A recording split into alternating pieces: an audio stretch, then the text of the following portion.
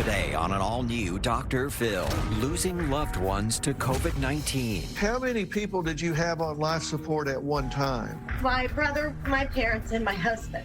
The world did cave in around me. It's okay to feel. It's okay to cry. Families coping with grief. I wish I was able to give my dad one more hug. You're wearing his jacket right now, aren't you? Yeah, it still smells like him. As you know, I'm not broadcasting from my studio anymore because in the wake of COVID-19, everything, and I mean everything, has completely changed. Not only are we all grieving the loss of our regular lives, but tragically, many are grieving the loss of loved ones as the death toll continues to rise. Not to mention, many are mourning the fact that they could not even give their family member a proper goodbye. Joining us on Zoom is Kelly from Columbus, Ohio. She says COVID-19 destroyed her family. It took the lives of Kelly's brother, her mother, and her father. And if that's not enough of a nightmare, her husband is currently in ICU fighting for his life. Kelly, it's so good to meet you, and let me say before we even start, I am so very sorry for your losses, not just your loss, but your multiple losses and the battle that you're in now for your husband. Tell me how you're doing. Dr. Phil, first, let me thank you for having me on the show. It is a privilege to speak to you. I would say we are comfortably numb. We have a myriad of emotions, and when we are able to tap into some of them, they're volcanic. This is trauma for my family. We have been so broken by this. Your mother was in the hospital and she's 75, and you were moving her to a rehab facility on the 7th, right? And then your brother woke up sick, and by the 11th, he was in the ER on life support, correct? Correct. And then your father started getting symptoms, and 3 days later, he was released, right? Sicker than he went in, correct. Sicker than he went in, but 4 hours later, he was leaving the house in an ambulance, and then on the 17th, he was on life support. Correct, Dr. Phil. Wow, I cannot, it must just felt like it was just pouring on you guys. So then your mom started showing signs on the 18th, and on the 19th, she was on life support. That is correct. So how many people did you have on life support at one time? 4. My brother, both of my parents, and my husband. Oh my gosh. Kelly, I am so sorry. I can't even imagine what you must have been dealing with. What did you say to yourself when all of this was happening? It had to feel like the world was just caving in around you. The world did cave in around me. My family was my world. We weren't able to give proper goodbyes. To see how terrified my parents were and my husband was when they first went into the hospital, and then to not be able to visit them or to sit beside them and to tell them that everything is going to be okay or that we will be okay, certainly has added to our ability to even just wrap our heads around what has happened. I don't think that this has really hit us as real yet. I think that we are in a state of shock. We've had to shelf any memorial service or funeral for my brother and both of my parents until a later date when my husband can attend. So we have not been able to see any of our family or our friends who love us the most, who want to help us. And there's really just nothing that can be done right now because we're in this holding pattern. Well, I understand, and you're certainly entitled to be overwhelmed. And I'm trying to wrap my head around what you've been through, because on the 9th, your brother wakes up sick and goes to the doctor, and they tell him, oh, you just have a double ear infection and sinus. And then on the 11th, he goes into the ER, and then so 8 days later, after being on life support, he passes away. And then 2 days later, your parents die within 90 minutes of each other. And your parents had been married for 57 years, right? That is correct. And so they die within 48 hours of your brother passing away. They did. They did everything together. They were a true love story. I knew that had they been able to survive the virus, I didn't know how I would be able to tell them that we lost my only sibling, my brother. And so I prayed that night to my God and to my brother, and I asked them if he was going to take them together, because they would never have been able to live knowing that they lost my brother.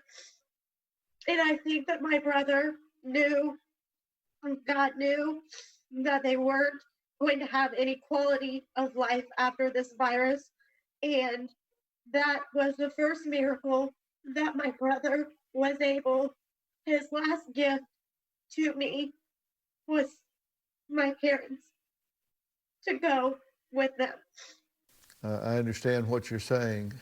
Well, let me let you take just a little break here. Kelly says that her grief is overwhelming, and of course, she doesn't know how to help her 3 daughters. She has a set of twins at 25 and a 27-year-old, and she says she doesn't know how to deal with her own grief, let alone parent them and model for them how to deal with their own grief. We'll talk about that right after the break.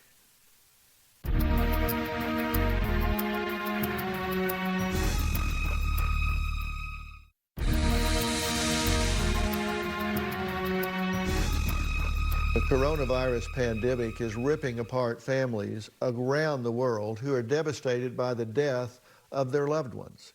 And to make it all the more tragic, the grieving process is being turned upside down as social distancing rules do not allow families to even congregate and support each other, or to do final proper goodbyes with those that they're losing. Now, Kelly from Columbus, Ohio, is joining me on Zoom again because we can't be together right now.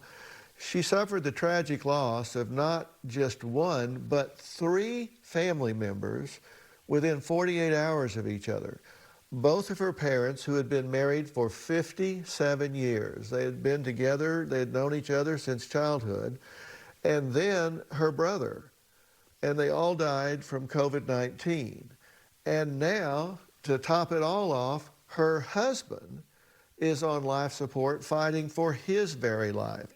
Kelly, tell me this, when your parents were in their decline, were you able to talk to them, see them through a window, talk to them on a telephone, let them hear your voice? Was there any contact at all?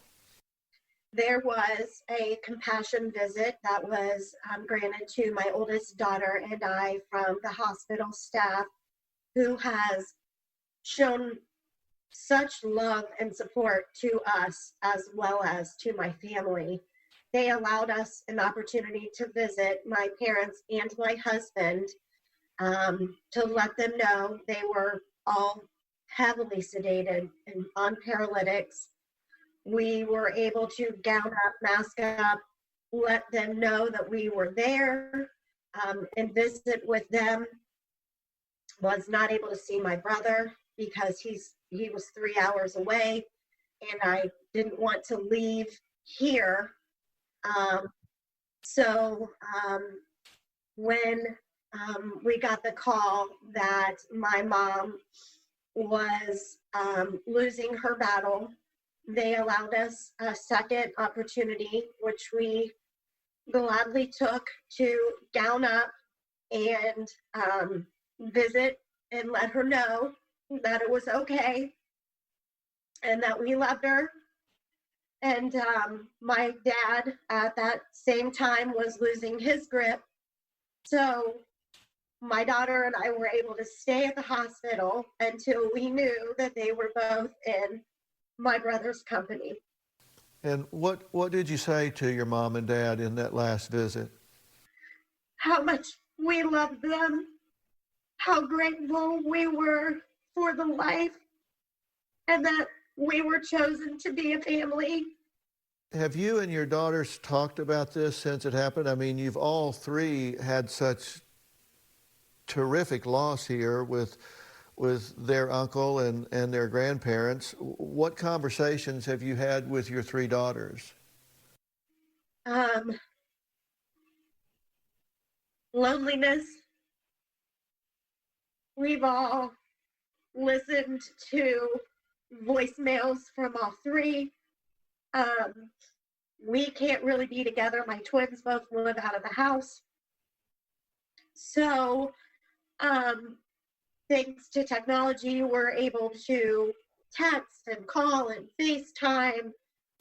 I hope you're not trying to be strong for your daughters. I hope you're allowing yourself to be emotional with them and let them see that this is impacting you the way it is, and that you're not trying to hide that emotion, because I want you to feel free to show them that this is painful to you, and let them see that it's okay to feel and cry, and then in the ultimate end game they will see that you do get through this, that with God's help you do recover from this and go on and be in their lives.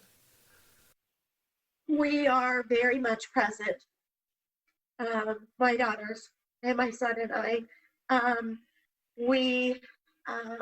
I know that they're looking to me, and I'm doing my best to be a mother and to support them through this. But like you just mentioned, I'm trying to navigate this for myself as well. And it's the most difficult thing I've ever done. This is a terrible triple loss, and you're also worrying about your husband, and it's so powerful for you to show them that it's okay to feel, it's okay to cry, it's okay to hurt, and to show that and not try to keep a stiff upper lip and hang in there for them. It's so great that you're able to give your feelings a voice and talk about this candidly with your daughters. That's such a powerful thing to show them, so they know that it's okay to emote that way. That's a big part of grieving, is to be able to give it a voice and show your emotions. And I want to talk to you about that some more. We're going to add a young woman to the conversation, but Kelly's going to stay with us. This young woman lost her father and never got to properly say goodbye. We're going to add her to this conversation next and talk to both of these ladies. We'll be right back.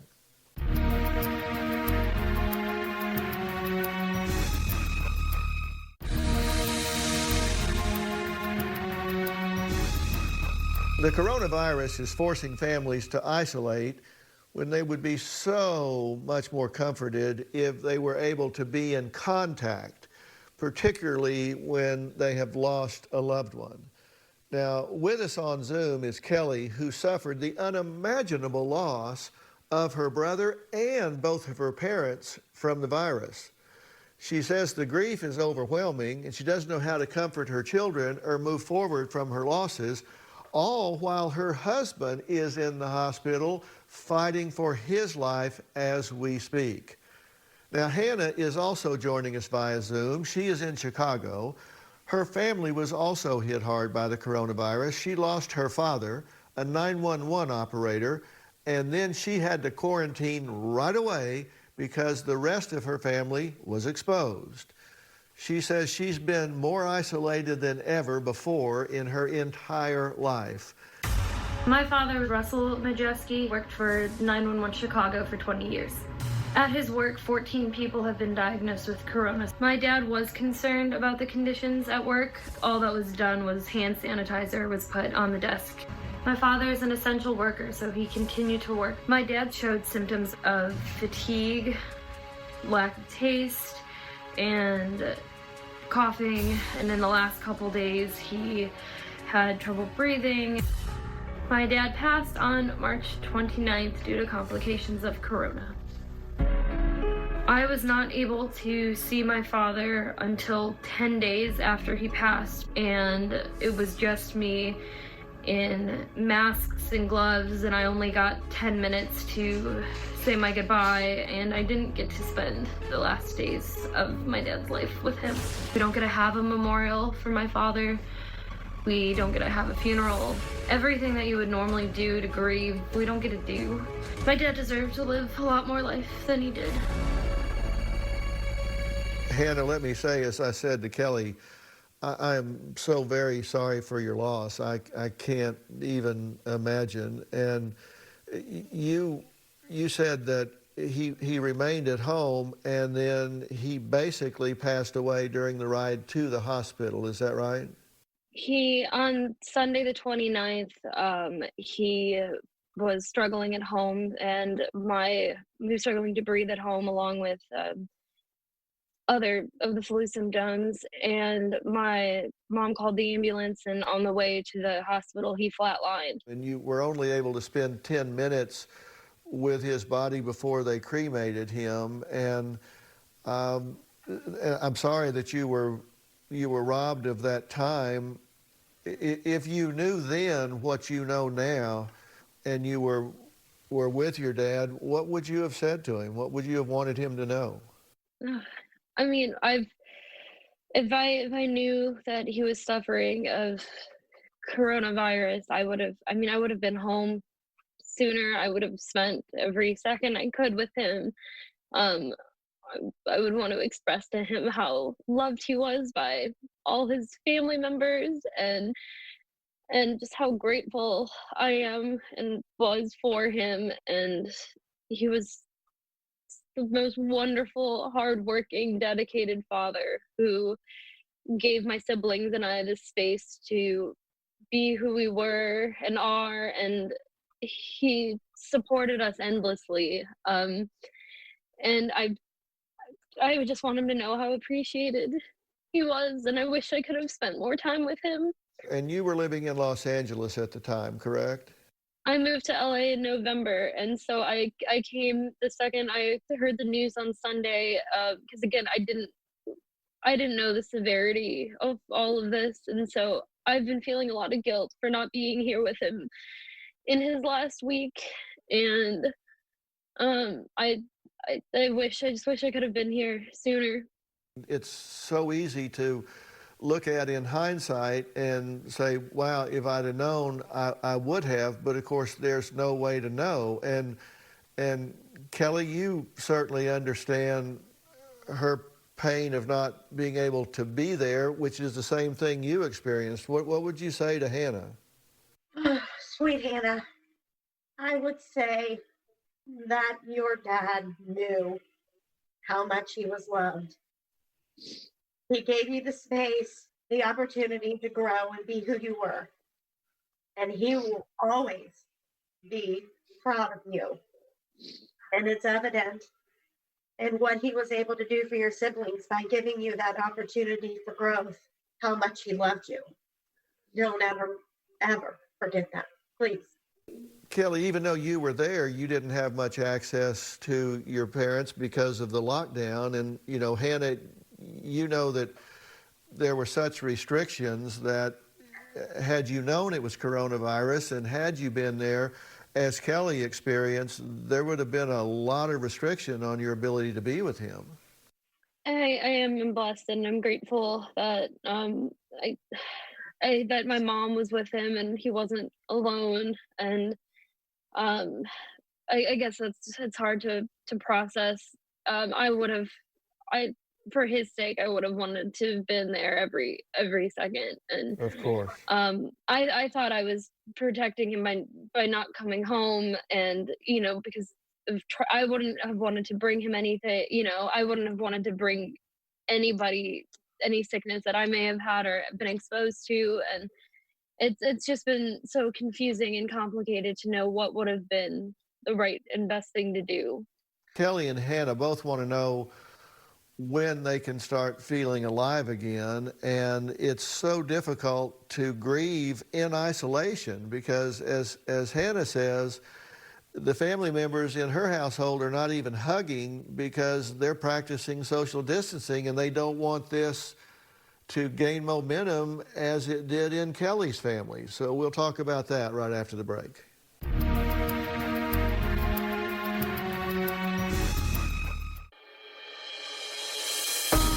Grieving my dad's loss has been especially difficult with the coronavirus because of the isolation. I do have concerns for my mental health. I've been mad and confused and angry. I don't know how I'm going to move forward with this. I don't even know where to begin on any of it. I've often said the depth, breadth, and longevity of your grief are not a reflection of how much you cared about the person. But as the coronavirus keeps more families isolated, many are struggling to move forward in the grieving process because it's creating new challenges. Kelly and Hannah are both on Zoom, and neither of these women have been able to properly mourn their relatives lost to COVID-19. And that began with the inability to say goodbye in the proper way. And Hannah, you, of course, have unfinished emotional business with your father because you didn't get to be with him and you didn't get to say goodbye. And you say the lack of physical support is just awful. You feel like you wish you could be closer with others and share this together, right? The lack of physical support is difficult. My family and I were grateful for, the cards and the text messages and phone calls that we've received from family and friends.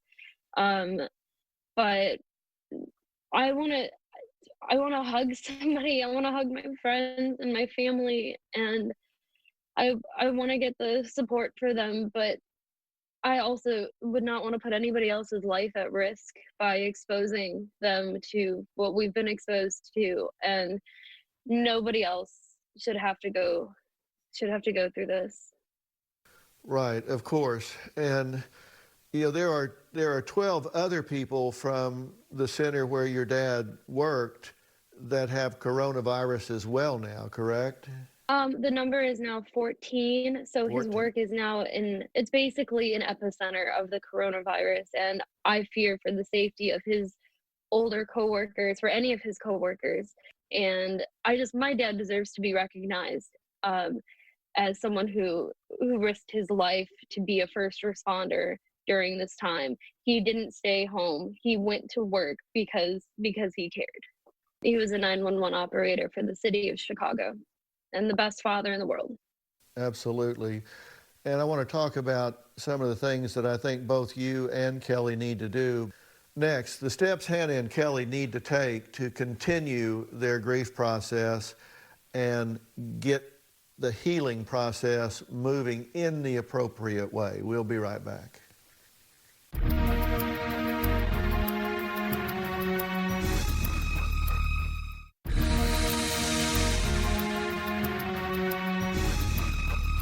Hannah and Kelly both lost loved ones to the coronavirus and now want to know when they will be able to start feeling alive again, when they can begin any semblance of a grieving process. The first thing that I always say to people about getting through the grieving process is there's no right way or wrong way to do it. I mean, everybody does this differently, and the first piece of advice is don't be in a hurry. Even if you weren't in the situation you're in right now, don't feel like you're on some kind of a schedule. Don't feel like that you're going to be judged or that you should judge yourself, that you have to do things by Tuesday or Thursday or a month from now, because whenever you choose to mark that time to honor those that you love, it will be the right time, and people will stop what they're doing and they will come with you to honor that person. And it's just not a betrayal of their memory to begin the healing process, because I promise you, Kelly, your brother, your parents would not want you or your 3 daughters, and Hannah, your father would not want you to spend the next year of your life in pain because of any feelings you had about what you could or couldn't have done for them. You didn't bring this on, you didn't create this situation, and you shouldn't beat yourself up over it. And you're going to go back and forth. You're going to go from shock to numbness, fear, panic, frustration, anger. All of these things are going to come up. It's just going to be so frustrating for you. But that's a natural and normal thing, and you're going to work through this, and they want you to work through this. I mean, Hannah, your dad would want you to work through this. Would you agree? Yeah, I know that he wouldn't want me to stay mopey, and I'm gonna miss him at everything that I do and every milestone in my life. I'm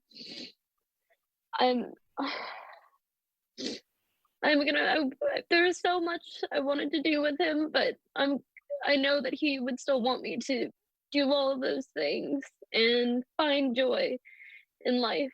And I'm looking forward to hopefully being able to do that soon, and in the next life be able to tell him all about it. And you're not going to forget him. I know that. You're wearing his jacket right now, aren't you? Yeah, I'm wearing his work sweater. It still smells like him, and that's something I wish I could do more than anything. Is I wish I was able to give my dad one more hug. And when I went to see him for the last time, I wasn't able to touch him. It was so difficult because I didn't get a proper goodbye means. And well, and I understand that, and that's exactly what Kelly was talking about. And I've got someone I want to add to our conversation here that has a lot to say about this, because he's had to this is his life in dealing with this, and you guys are in such a strange situation right now.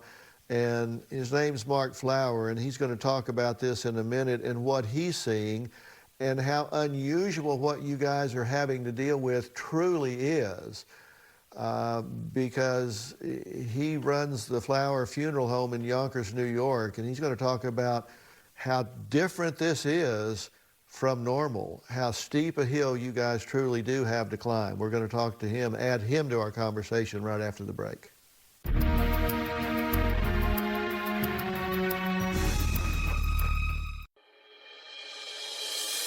My name is Mark Flower. I'm a third-generation funeral director. I just want to give you a tour of the funeral home and show you the impact of the COVID-19 virus.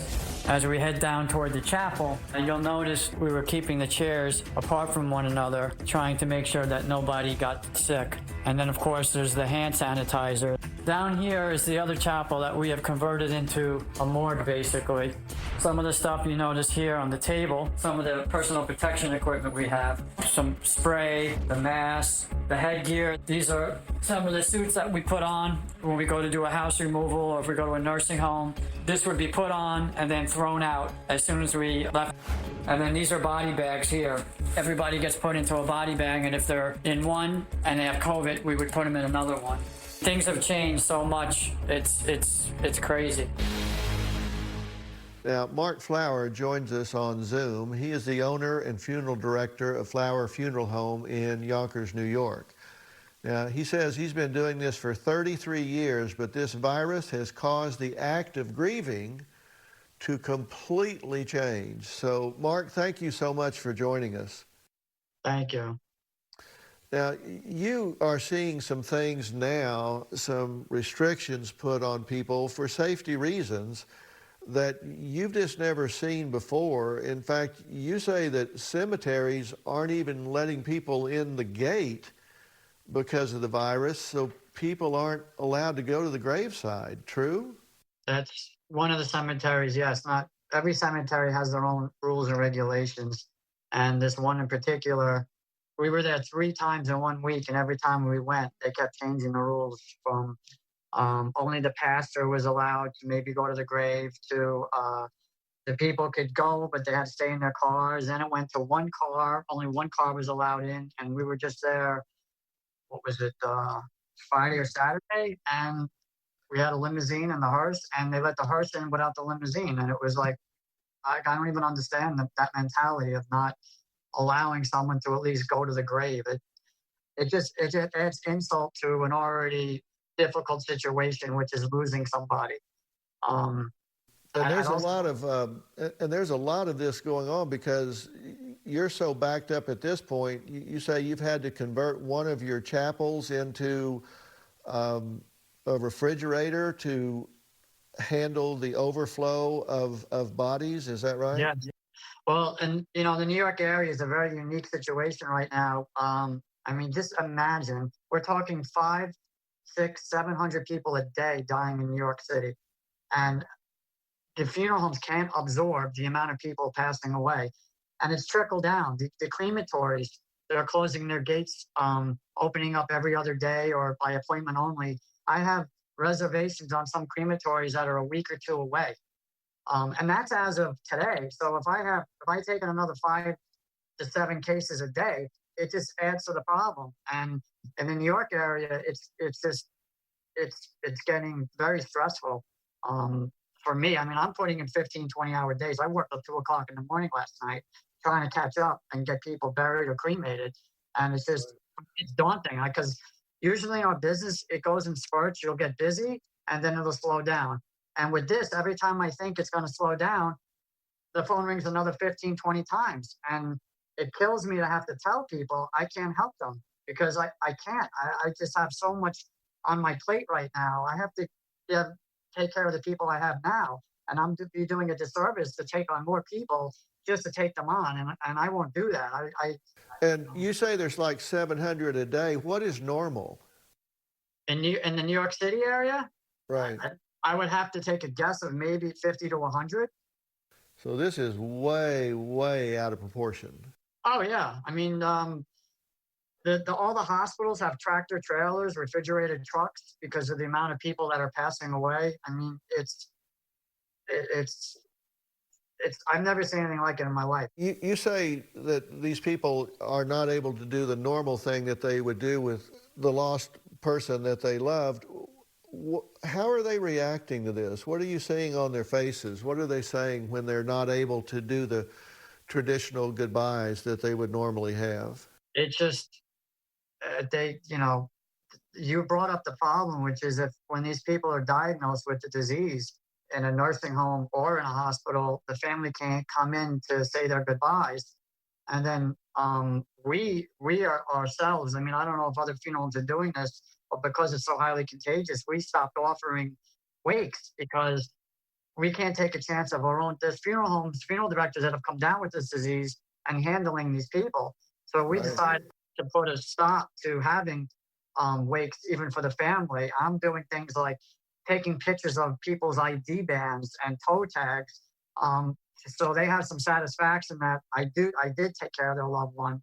And when we go to the cemetery, if the family can't come in, I'm taking pictures with my cell phone of the casket going to the grave and the men lowering it down, and then I'm sending it to the family so they kind of feel like they're there. I mean, I'm making this stuff up as as the rules and regulations keep changing. Well, that's got to be a big help to the families. Mark says that there is an entire religious aspect of mourning that cannot happen because of COVID-19 contagion. We'll talk about that after the break.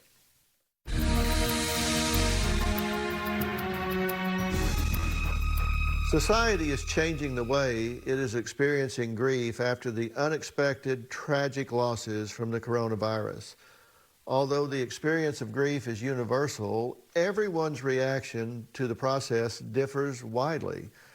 Now, Kelly and Hannah are both mourning unimaginable, sudden losses. Mark is having to comfort families who need his services like never before, and he was just commenting that he's kind of making it up as he goes along and taking cell phone pictures to families that aren't allowed in the cemetery. And it's apparently having an effect, because one of his clients commented in a text to Mark, I want to thank you again for your services and for the pictures that made me feel like I was present at the cemetery. This was so special and meaningful to be able to have this to hold on to that words cannot express my gratitude. I would be happy to highly recommend you to anyone who will need your services. Details like this makes all the difference in the world to a family. God bless you for taking my case and helping me get this done as soon as you did. God bless you, and may you continue to be very successful. And that was signed by Anna. So, you know, Mark, as difficult as it is to do all of this, at least you know that it's having an impact on the people that you're working with. Yes, I mean, I'm here to help people. That's why I got into this business. I mean, you know, funerals are for the living, and they're not for the dead. We can't do anything for them, but we can celebrate that person's life, and whatever way we can makes a big difference for a family. I mean, I heard Kelly and Hannah, and my heart goes out to them. I just want to first give my condolences. I feel terrible about what's happened to them. And I just want them to know that as long as you remember the one you love, you'll never lose the one you love. Just always keep them in your hearts and prayers, and always talk to them, and they will hear you. Getting back to the funeral aspect, you know, how we mourn our dead is what makes us different as human beings, and we can't do that now. We can't. You know, you mentioned about comforting and hugging, and even I think Hannah had said she just wants to get a hug. It goes against every moral fiber in your body as another human being. You want to touch them and hold them and just stroke them and caress them and help them through it. And I heard it through Hannah's voice. I mean, you could see she's crying out for some sort of comfort. And I feel terrible that she's going through this right now. And I just hope maybe she'll memorialize her father at a later time and be able to celebrate his life that he deserves. Because he seems to have done a lot now. I'm sure that will happen. And Mark, I really thank you for sharing and also for what you're doing. And again, I offer my most sincere condolences to Kelly and Hannah. And Kelly, I want you to know that our prayers are with you for your husband. We pray that he rallies through this and comes back and gets this behind him and is back with you again. You've certainly lost more than enough in this. I would also like to thank all the healthcare workers and hospital staff who have shown such strength in the face of adversity and compassion for the grieving family members, as we were hearing from Kelly saying how compassionate all the people at the hospital were for her, and I just know that makes such a difference. And as I wrap up today, I want to leave you with the images and memories of the loved ones we spoke of today who are sorely missed by their family and friends. We will see you next time.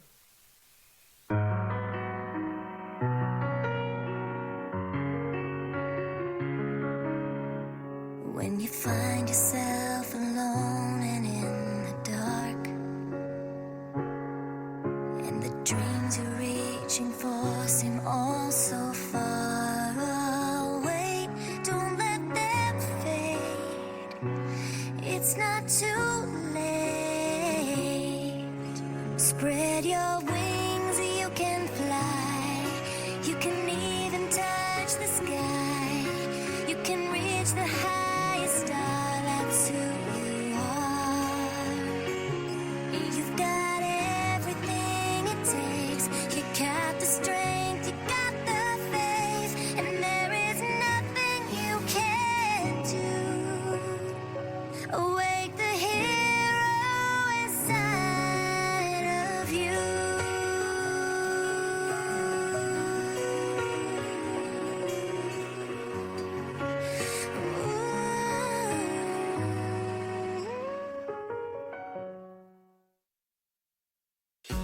If anybody deserved some good news in their life, it was Kelly Conkey Billups.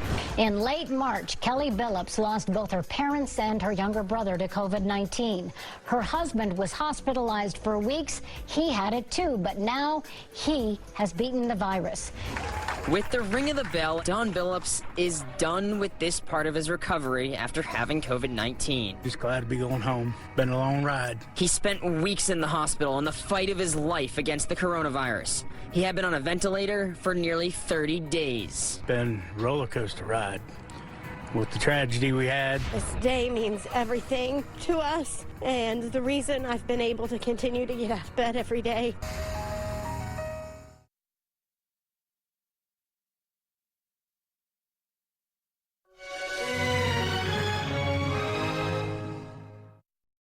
Today on an all-new Dr. Phil.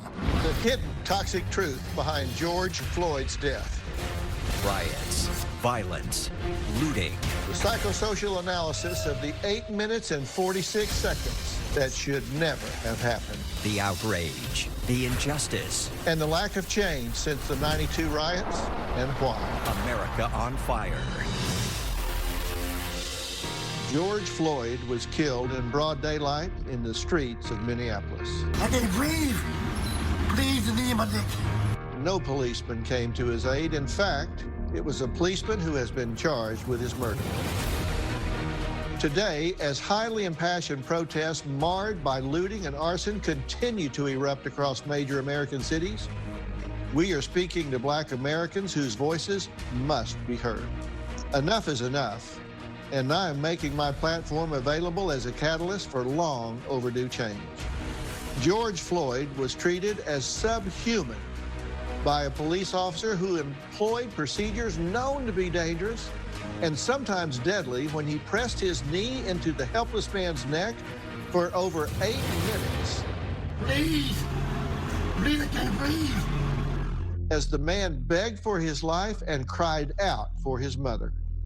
Standing by were 3 fellow police officers who ignored the outraged screams of onlookers and Floyd himself, pleading that he couldn't breathe as he addressed them respectfully as officer.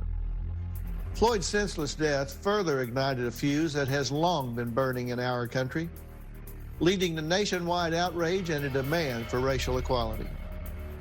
Across America, there have been examples of police officers who do understand what needs to be done, police officers who have knelt in solidarity with the protesters, dropping their weapons and standing with the people.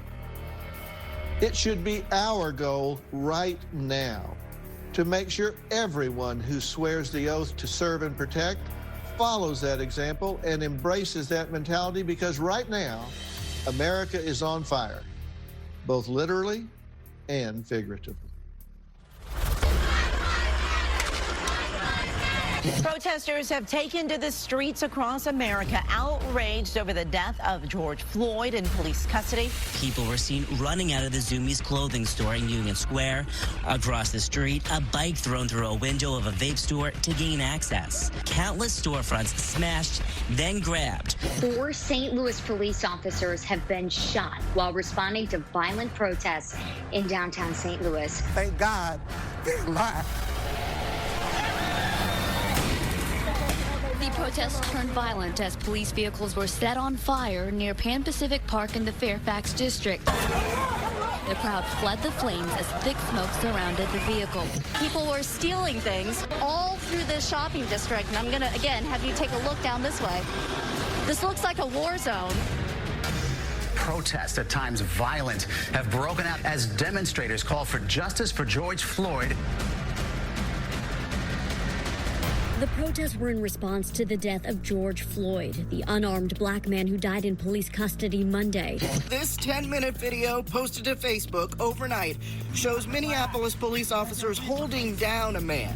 One officer uses his knee to pin the man's neck down. Several times during the arrest, the man tells officers that he's struggling to breathe and begs for some relief. Please. I can't breathe, officer. When you hear someone calling for help, you are supposed to help. Being black in America should not be a death sentence. Former Minneapolis police officer Derek Chauvin has been taken into custody. Derek Chauvin has been charged by the Hennepin County Attorney's Office with murder and with manslaughter. A sheriff is gaining attention for what he did at a protest in Flint, Michigan. Take a look at this. We want to be with y'all for real. So I took the helmet off and laid the batons down. I want to make this a parade, not a protest. In Louisiana, KTAL TV caught this police officer consoling and hugging a young man. This played out yesterday at a Black Lives Matter march in Shreveport. What do we want? When do we want it? Civil rights activists say the unrest is years of pent-up frustration with city leaders and police. This is not the legacy of civil rights in America. This is chaos, and we're buying into it. Let's switch it up, y'all. Let's switch it up. Yeah. Amen. Do this peacefully. Please. I know. He would not want y'all to be doing it. For years, I have worked with attorney S. Lee Merritt, covering the stories of innocent, unarmed black men and women, some murdered in cold blood, many times without immediate consequences. Frankly, I'm sick and tired of booking him on the show over and over to talk about the same story with just different names and different scenarios, but all involving victims with the same color of skin. Now, this is a man that I have come to respect greatly because of his passion and his sincerity. And it is time to join him in taking action. I'm standing up and speaking out, and I encourage all of you that are watching right now to do the same. Lee, thank you so much for joining us once again. It's so sad that we have to do this, but I'm glad to join you in this such an important fight. Dr. Phil, thank you for having me again, and I really appreciate your willingness to take this on on a broader level, as opposed to, like you said, a case-by-case scenario. Well, you know, you've been the go-to guy. I mean, you're the one that steps into the breach and helps these people, but now you have essentially become the national spokesperson. You take these families and you lead them through this maze. And right now, there are Black people in America, they've been at war since you were born, Lee. This is something you've just absolutely grown up with, true? Yeah, this time is really reminding me of where I was born in South Central Los Angeles during the LA riots that preceded the brutal beating of Rodney King and the murder of a young girl named Latasha Harlan, who was shot in the back of the head by a liquor store owner because she suspected her of shoplifting orange juice. Neither the men who assaulted Mr. King or the woman who killed Latasha Harlan ever spent a day in jail. And a lot of that is impacting how I'm reacting to the reaction in the streets today.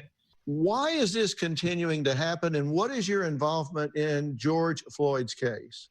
I believe it finds its root in the system of racialized control that has existed in this country since the advent of slavery. Black people in America have always been subject to dehumanization, to forced labor, to control. It's the system of white supremacy that has changed forms in this country. It's moved from slavery to Jim Crow to now a system of mass incarceration or the criminalization of Blackness itself. Until we deal with the heart of the matter, I think this will continue to happen, and I don't think the nation is ready for a reckoning yet. You and I have a mutual friend, and Ben Crump, who has been a mentor to me, and we've worked a lot of these cases together. He's helping me out in the Ahmaud Arbery case, and he asked me to come and help him out on this case involving Mr. George Floyd.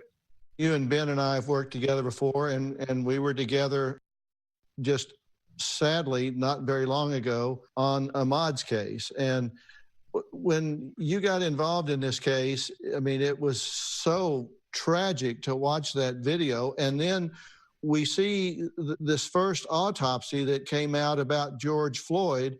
What is the latest autopsy? What does it say, and how does it contradict the first report? Well, the latest autopsy tells us what really anyone's eyes would have told them, that the cause of death for Mr. Floyd was asphyxia. cut off a circulation of air and blood to the brain as a result of deep compressions, both to the neck and to the lungs, depriving them of oxygen and causing his death. Now, the first autopsy report didn't say that. But again, Dr. Phil, you know this, those autopsy reports are not highly reliable, and they often have conclusions that support the state, even when the physical evidence and the facts don't bear that out. Well, you talked about the dehumanization of this. As I watched this tape and saw the use of the knee to the neck, which you and I both know is just absolutely not approved. And during that time, George is not even regarded as a human being. He's not listened to. There's no eye contact. He is completely disregarded as he's pleading for his life, and bystanders are pleading for his life. That is indicative of a culture where officers know that that is okay. How is that happening in Minneapolis, Minnesota? Well, it's happening because, as you stated, there's a culture of lack of accountability. And it's not only in Minnesota, all across the country.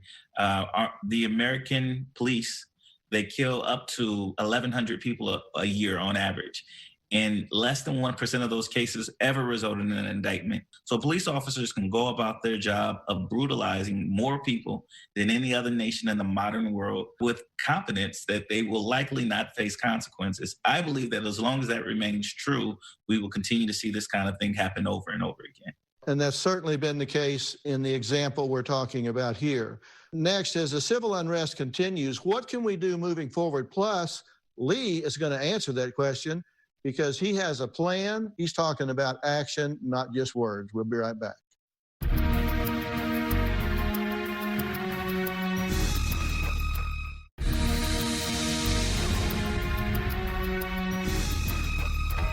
Have you watched that video of your brother's arrest? I watched the video. It was hard, but I had to watch the video. And as I watched the video, those 4 officers, they executed my brother. The paramedics, they drug him across the ground without administering CPR. They showed no empathy, no compassion. Nobody out there showed it. Nobody. Today, as protests continue to erupt across America and nightly curfews and tensions at an all-time high, we're here to discuss what we can do to stand by Black Americans and make a change. We're joined again by my friend, Attorney Lee Merritt. Lee, what do you think about what's happening in the streets right now? The protest, the marches, the looting, the curfews, everything that's been happening over the last 5 or 6 days?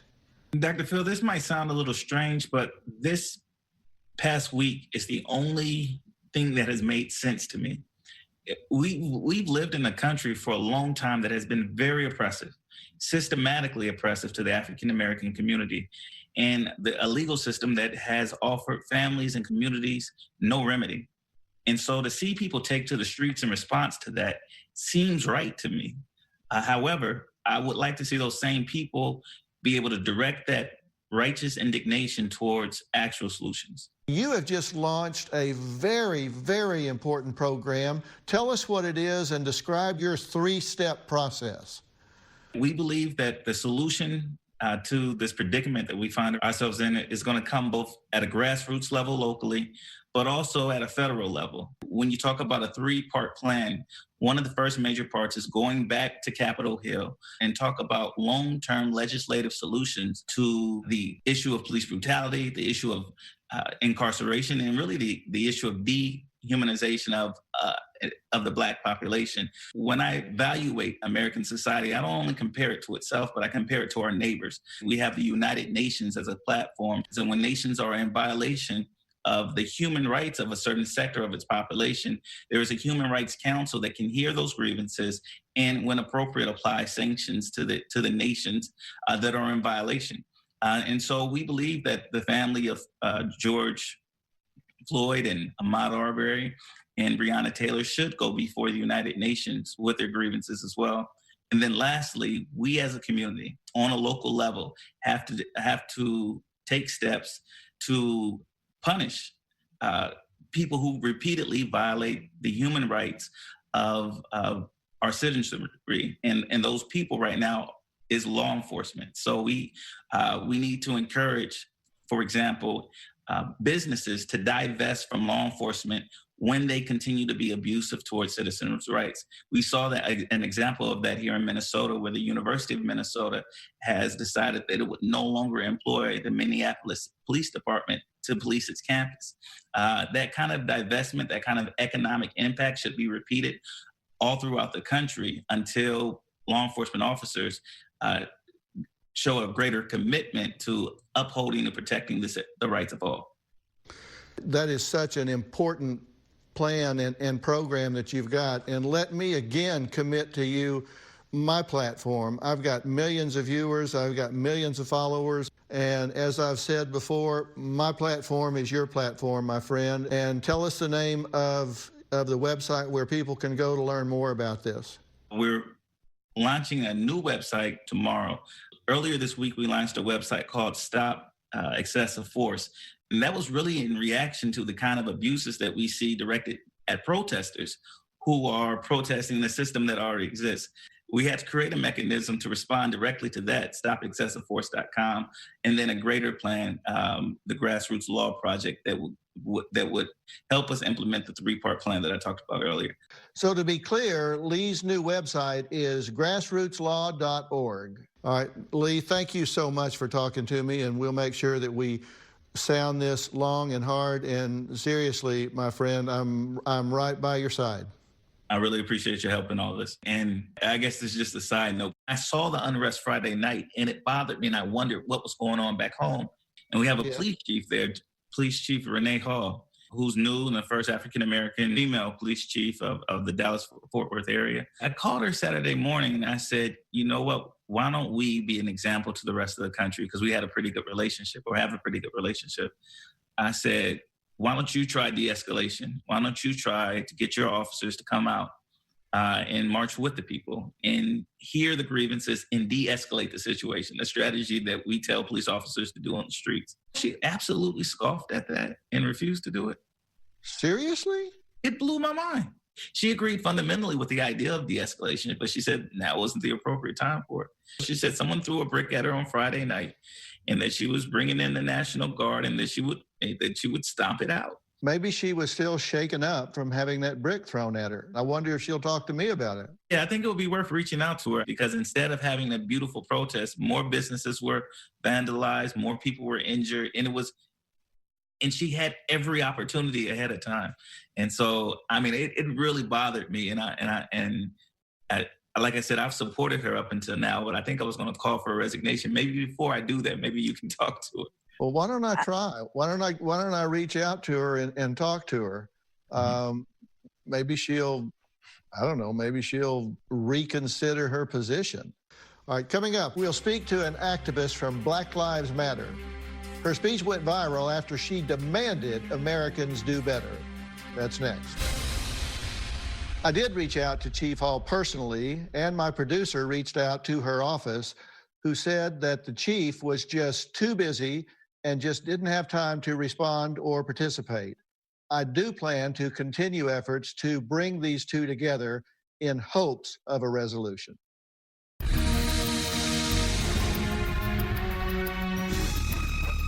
Charge the cops. Do your job. Do what you say this country is supposed to be about, the land of the free for all. It has not been free for black people, and we are tired. Don't talk to us about looting. Y'all are the looters. Today, as protests continue to erupt across America and nightly curfews being set in major cities, racial tensions are at an all-time high. I want to do my part by using my platform to hear from Black Americans, to let them know that their pain is our pain. Their injustice is our injustice. We are here to listen to what they have to say. Joining us now are activist Tamika Mallory. Her speech about these protests went viral. She is a leader and organizer of the Women's March and Black Lives Matter. We're also joined by author, activist, and host of BET News, Marc Lamont Hill. I have to say I'm a fan of both of these folks. Thank you both for sharing your perspective today. Tamika, let me start with you. You are very much a voice of what's happening right now, and thank God for that. Tell me what you think about where we are 5 or 6 days into the protest and the marches after George Floyd's death. I think there is an incredible resistance movement that is happening across this country, and it's no longer just a Black march or a Black issue. I think we have passed the point where it is isolated to just one incident or to just one community or to just one, particular issue. We're now seeing a resistance coming from this country that is not just about the death of George Floyd, but it's really about the humanity of Black folks in America.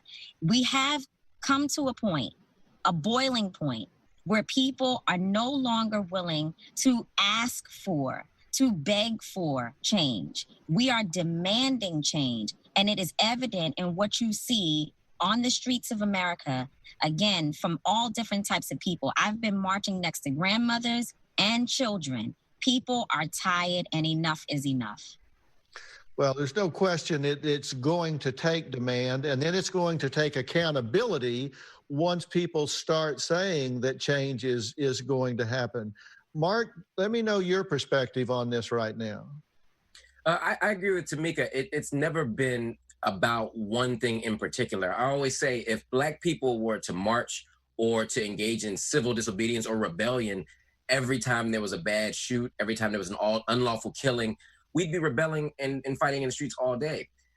But there are moments in history where we have to respond to systems of injustice. And from March until now, our community has been hurt. I'm watching people respond not just to the bullets of police officers and not just the guns of civilians in places like Georgia with Ahmaud Arbery.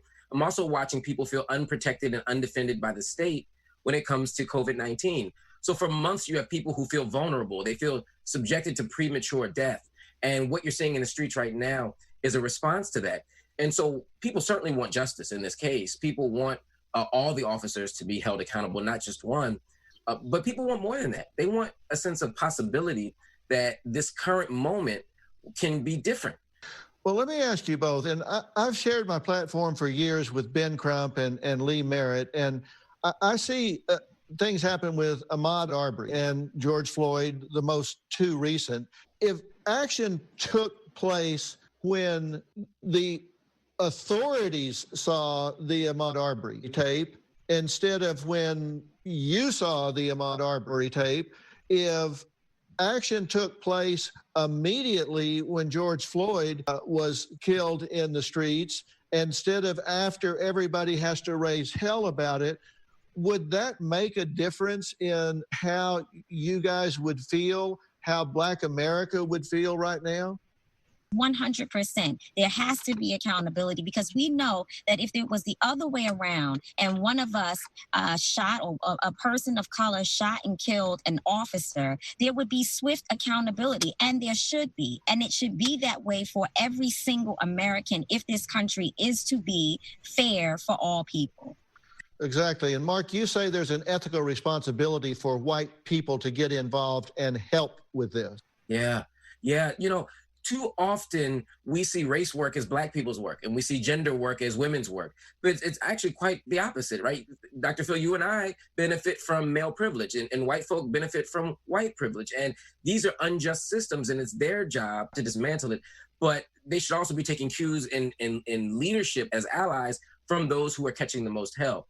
And so I want all of my white friends, all of my white allies, all white folk who I haven't met before to be committed to this work, and not just with a hashtag, not just running a marathon, but doing the long-term work in terms of how they vote, in terms of their hiring practices, in terms of how they interact with people interpersonally, who they call the cops on, or thankfully, hopefully don't call the cops on.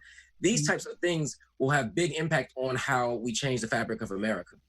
However, it is important to say that when white folks do join us in protests and in our movement, you have to be careful that your allyship does not overshadow the people who are actually impacted by the issue. So we want the allyship. We appreciate it, and we need people, white folks and every other person, to show up for us, but show up for us. Don't show up and center yourself. That's such a great point. And Tamika, Mark, let me say, I certainly offered a partnership with you, and I offer my platform to both of you. My platform is yours, and I hope to continue to work with you going forward. And I thank both of you for being here today. Thank you. All right, coming up, a Congresswoman calls for police accountability, plus the officer who made headlines for taking off his helmet and standing in solidarity with protesters. We'll be right back.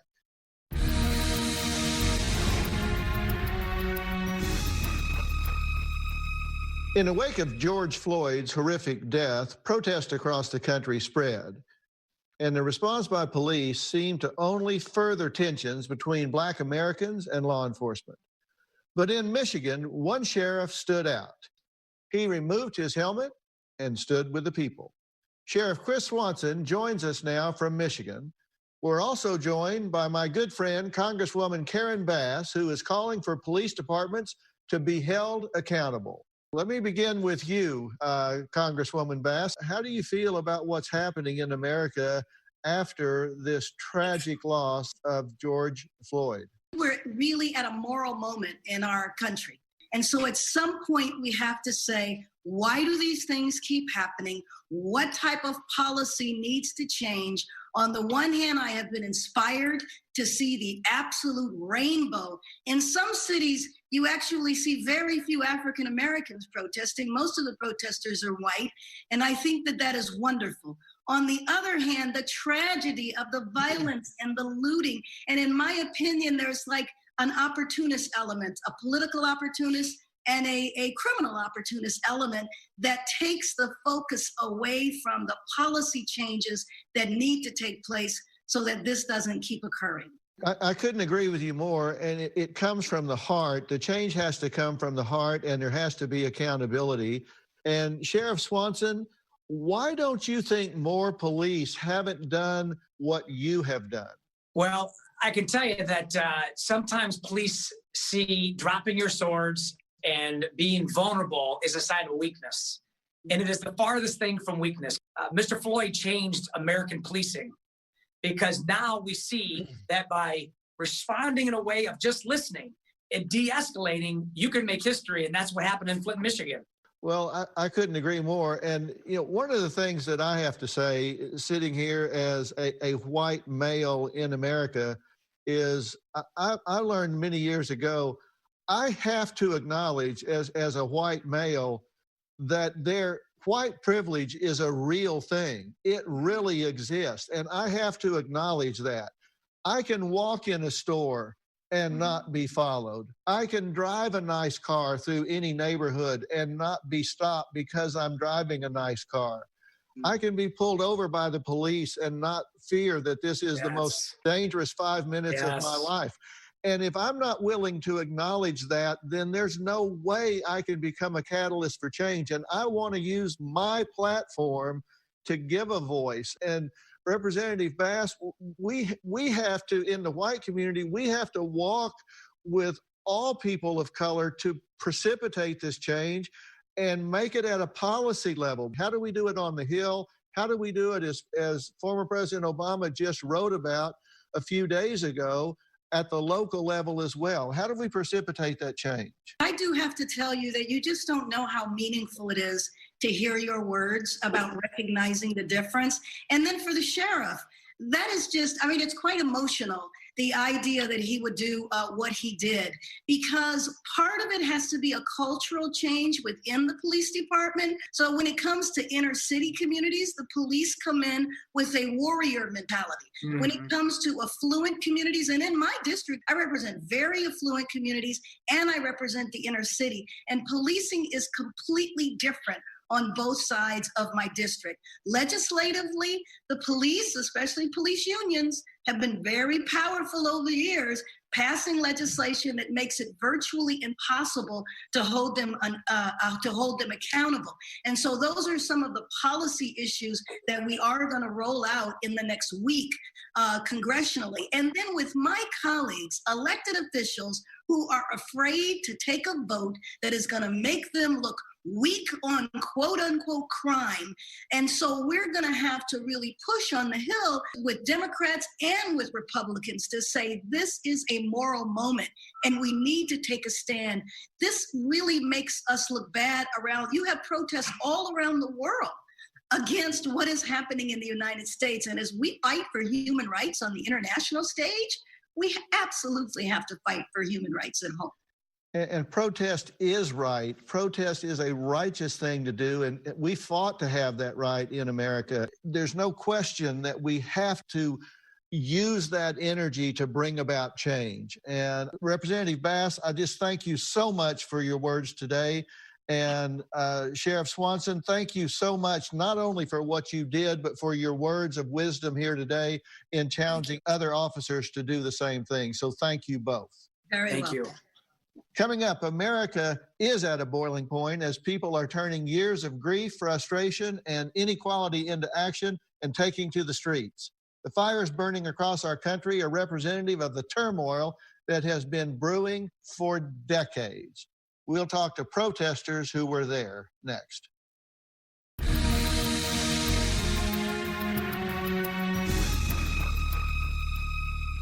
The protests that have ignited across the country are a result of years upon years of anger, frustration, and pain. These protests were happening right outside our door. We spoke to people who have taken to the streets desperate to have their voices be heard. They join us now. Cynthia Haskell and Genesis are a family who were at the protest, as were brothers Malachi and Akeem. Also joining is Erica. Now, they are all from Los Angeles. Cynthia Haskell, let me start with the two of you. Tell me what your reaction has been and what caused you guys as a family to want to be part of the protest about the death of George Floyd. I had been extremely vocal within a lot of our social media platforms about George Floyd, seeing a murder of another Black man, and I had already been very vocal about Ahmaud Arbery and Breonna Taylor. And I approached my husband and I said, babe, I want to go to my first protest. He said, I want to partner with you, we're going. Brown men and women all over the country are not being protected by the very ones that we fund with our tax dollars. I believe you can have all the passion in the world, but if you don't match it with action, what are you doing? I had police, experiences had to sit on hot curbs during the summer, my hands against hot hood of cars and being identified as someone that they thought I was. And then the fact that my daughter is at UCLA, she's in college, I wanted her to experience because I know her passion. Genesis, were you proud to be out there with your mother and father? I was extremely proud. I felt like I was given the opportunity to have my voice and my people's voices be heard. All the time, I feel like our voices are silenced and the stereotype has been perpetrated throughout social media, and I wanted that to be broken. I just really, really wanted for our message to be heard and George Floyd to get the justice that he deserved. Akeem and Malachi, growing up, did your parents have to teach you how to behave around police? I grew up watching a whole lot of police brutality, and I know what it takes for a Black man like me to walk while being Black or drive while being Black or even try to get a job while being Black. I know how it is in the society that we live in. Which one of you is the oldest between the two of you? Me, I'm the eldest, Akeem. Have you been out there with your brother? Are you worried? Do you look after him when you're out there? And are you concerned about the things that he's talking about? I am concerned. And two, we look after each other. As we rallied up with the people, there were no problems at all. So nobody had any problems to be fearful. But When the police actually came, that's when the problem arose. Erica, you were shot with a rubber bullet and you were tear gassed. I really was out there just to help as much as I could, and I was getting mail. Everyone's being super peaceful, but we have the National Guard right here throwing tear gas, rubber bullets, and everything. I told them, like, I'm just coming here to grab the milk and water that I had bought. Like, I'm just grabbing that. 3 of them decided to shoot me, even though I wasn't doing anything towards them. I wasn't hurting them. They saw my hands were full of water. I was running back the other direction. But they don't care if we're peaceful. They don't care what we're doing. They're inciting the violence towards us. Well, I am so sorry that happened to you. I can't even begin to say that. Just you're out there helping, and that's just such a great thing for you to do. You didn't have to be out there. You didn't have to be helping, but you were, and that's such a great thing. It was beautiful. The whole protest was very beautiful. And that's the message that I want to get out, and that's why I wanted you to be here today and join me on this platform. So thank you for doing that.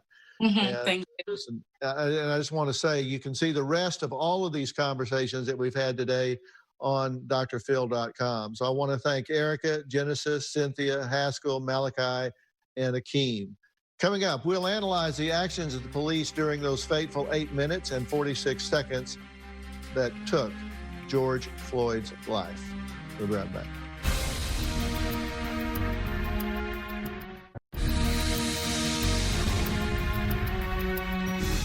I want to examine what happened leading up to the death of George Floyd and the abhorrent behavior of the police over the 8 minutes and 46 seconds George Floyd had a knee on his neck. There are very clear signals of his brain shutting down as 3 others stand by and watch him as he pleads for his mother and for them to let him breathe. That's right, I said just let him breathe. God. Please, I can't breathe. Please, man. There's been a 911 call, and George Floyd is sitting in his car. The police come, and they eventually drag him out of his car. Chauvin, who has his knee in his neck and has 17 complaints against him, including 1 fatal shooting, and Tao, who has 6 complaints against him, who's holding the bystanders back. I'm about to just die, just say. Relax. Man, I can't breathe in my face. Just get up. What do you want? I can't breathe. Please, the knee in my neck. I can't breathe. Get in the car. Mama. Get up and get in the car right. I can't. Clearly, what you've heard is him pleading, I can't breathe, I can't breathe. Now, this technique of putting your knee in someone's neck is highly dangerous. It results in serious injury or death, but it was done here, and it was done for over 8 minutes. This is a 46-year-old man, and he is pleading for his mother. This man's brain, in my opinion, is beginning to shut down. You are seeing regression. He is actually dying at this point. Yeah, bro. Okay, what you just heard were his last 2 statements. You're killing me, and I can't breathe.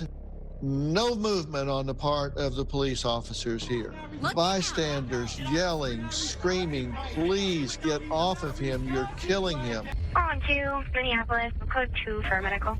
EMTs come over, they check his pulse. Not resisting arrest or nothing. His nose is bleeding. People are yelling, get off of him, you're killing him. The officer continues to keep his knee on his neck for several more minutes after this point. And then when the EMTs show up with the stretcher, he is completely lifeless at that point. You wonder why America is outraged at this point, and it has to stop. That's why we're doing this show today. That's why we're having this conversation. We'll be right back. In the midst of the COVID-19 pandemic, millions of families are struggling with hunger in the U.S.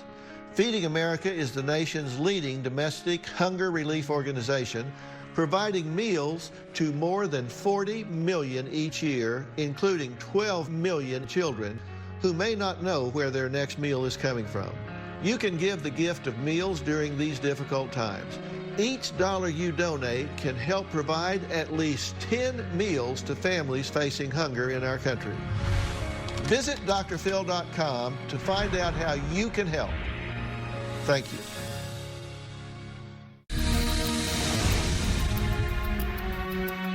I want to thank all of my guests for appearing today. If you're black in America, I want you to know that your voices are being heard and that we must stand together against racial inequality. And that is what I ask all of my viewers to do as well. It is not enough to say, I'm colorblind. No, you're not. You need to be more than that anyway. You need to be color sensitive.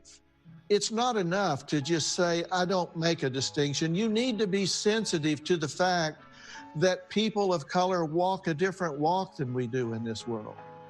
We need to be sensitive to the fact that they have a different experience when they walk in the store or drive down the street. And we need to do something about it. And that begins by acknowledging that it's true, because trust me, it is. For more information on how to become color sensitive, go to drphil.com. I want to leave you today with images of who George Floyd was: a loving son, brother, and friend. God bless. I remember him saying that he wanted to touch the world. He wanted to have a worldwide impact. He's going to be truly missed. And he's the type of guy that was friendly to everybody. He didn't discriminate because you were Hispanic or you were black or you were white. He treated everybody with respect. And that's what I love about him. He was not only my employee, he was my best friend. He stood up for people. He was there for people when they were down. He loved people that were thrown away. You can't fight fire with fire, you know? Everything just burns. And I've seen it all day today. People hate. They're hating. They're hating. They're hating. They're mad. And he would not want that. He wouldn't.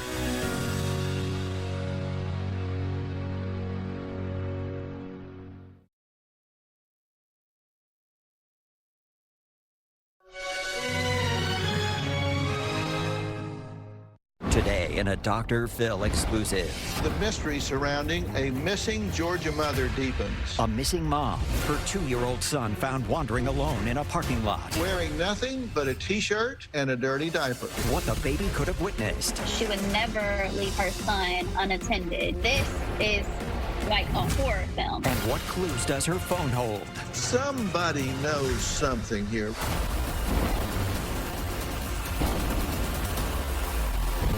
Today, the mystery surrounding a missing Georgia mother deepens. It has been almost 2 weeks since 21-year-old Leila Cavett allegedly got in her car with her 2-year-old son and drove more than 10 hours from her home in Georgia to Florida, nearly 700 miles away, and then simply disappeared. Her family says Leila has no friends or family in Florida, and they have absolutely no idea what she was doing there. In fact, they had no idea she was even missing until her little boy was found wandering around outside a Florida apartment complex alone, wearing nothing but a t-shirt and a dirty diaper. The search for a little boy's family deepens in Broward County. The child was found over the weekend wandering the streets alone. A mystery that spans from North Georgia to South Florida.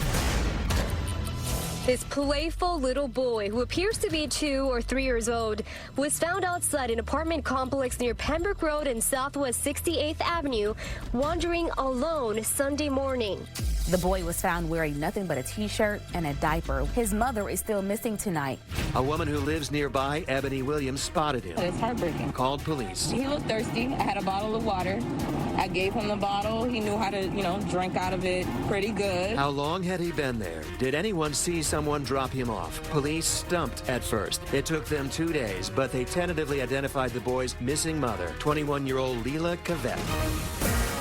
Miramar police said Cavett was last seen driving this white Chevy with a maroon or red tailgate. On the window of the car, there's a baby on board sticker. The family of a mother whose toddler was found wandering alone is demanding answers tonight. It's been more than a week since 2-year-old Camden was found wandering alone outside an apartment complex in Miramar. 9 days later, there are still no answers about how he got there or what happened to his mom, Leila Cavett. Every day that passes, be in more and more danger, and we just don't even know it. We have no answers. A single part of me has lost faith. God is going to bring her home. She's perfectly fine. I know she's probably scared as ever right now, but I'm not losing hope. Today, could new details about Leila's past provide clues about what happened to her?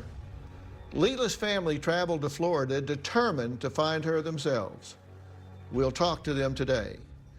Joining me now from Florida is Leila's mother, Tina, and her brother, Curtis Cavett. Tina, Curtis, thank you so much for joining me, and I am so sorry for the circumstances. I know you must be just absolutely distraught and beside yourselves. So, Tina, let me start with you. Tell me how you're feeling and what you know about what's going on. First of all, Dr. Phil, I just want to say thank you for giving our family the opportunity to come here and tell you the story. It really means a lot to us. Well, you're welcome, and it's my honor to do it. We want to shine a bright light on this and do everything we can to find her. Yes. Like you said, Curtis and I jumped on a plane immediately as soon as we found out that Camden had been found. And we've been searching day in and day out. When you found out that she was missing, it was just because her son had been found, correct? Yes. I thought it was some kind of sick joke because I know my daughter would never leave her son unattended. Right. And how long have you been down there now? I've really lost track of time. I think we've been here almost 9 days. Oh my gosh. And Curtis, have you learned anything new since you got there? No, not really. We've been just taking the same whereabouts and same info that police have, and we've been trying to take on our own mission and go out in the streets of Florida and try to find her. Okay, now you guys live in Alabama, correct? Correct. And she was living in Atlanta, Georgia? She was living in Georgia with my grandmother, yes, sir. Okay.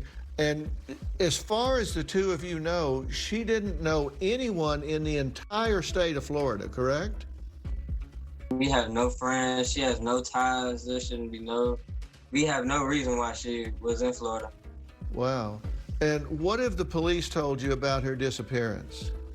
Well, basically right now, it's just a whole bunch of red tape, it seems. We're trying to get warrants for CCTV and just doing the best they can. Now, she drove herself there, correct? In a white pickup?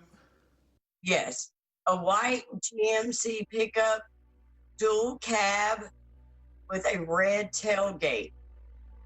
Okay, so this was a white GMC 3500, I believe, pickup, and it's a dual cab, a stretch cab, and it has a red tailgate. So I want to repeat that in case anybody remembers anything, remembers seeing this. And so her son was found in this apartment complex, but this was not near where the pickup was ultimately found, correct? Yes, it was 2 miles away from where the lady found Camden. Okay, so the pickup was 2 miles away from where the child was found. Correct. So there's no way, he's 2 years old, correct? Right. So there's no way he went from where the truck was found to the apartment. Yeah, no way he could have done that. There's major highways separating those two locations. Let me just ask the two of you, what do you think has happened here? To be honest, we have a lot of different things, but we can't even narrow it down to one because, like I said, we don't know why she was in Florida. Right when we seen the post of our nephew, we came right here immediately, and we really don't have any reasons or any indications. There's nothing that indicates to us why she would have just came down here. So right. We believe that she had met somebody online that she had came to plan to see. Yeah. Now, we know that in the past, and certainly not currently, that she had had some drug history, but there's no indication that there's any drugs involved in this incident whatsoever, correct? No, we've definitely ruled out anything drug related. Certainly, we know people that are involved in drugs don't drive that far to get them. They can go a block away to get drugs. You think that she may have been going to meet someone, a friend, someone that she had met or knew, correct? Yeah, possibly, maybe, a man online or something. Okay. And was she registered on any online dating sites that you know of? Well, that's what we're trying to find out right now. We have warrants for all her social medias so that the FBI can get that information. Had she mentioned anybody, or do you have any information as to who she might have been going to meet? We don't. Well, not as of yet. Okay, and I do understand that your attorney has indicated that the FBI has said that there was a man that she may have met that was questioned and then released that's now in Texas. And that's what your attorney has told you. You guys haven't met or know this person, but that's what your attorney had to say. Is that correct? Correct. All right, well, we'll continue to think our way through this. We're going to take a short break here. Coming up, was Leila really spotted by police on a Fort Lauderdale beach in the company of a mystery man? That's a question that's out there. We'll talk about that when we come back. That's next. Coming up. It sounds like she may have been planning this. So how did she get to Florida? Do you know how she would have gotten that money? And later. This is like a horror film. It still doesn't seem real to me right now.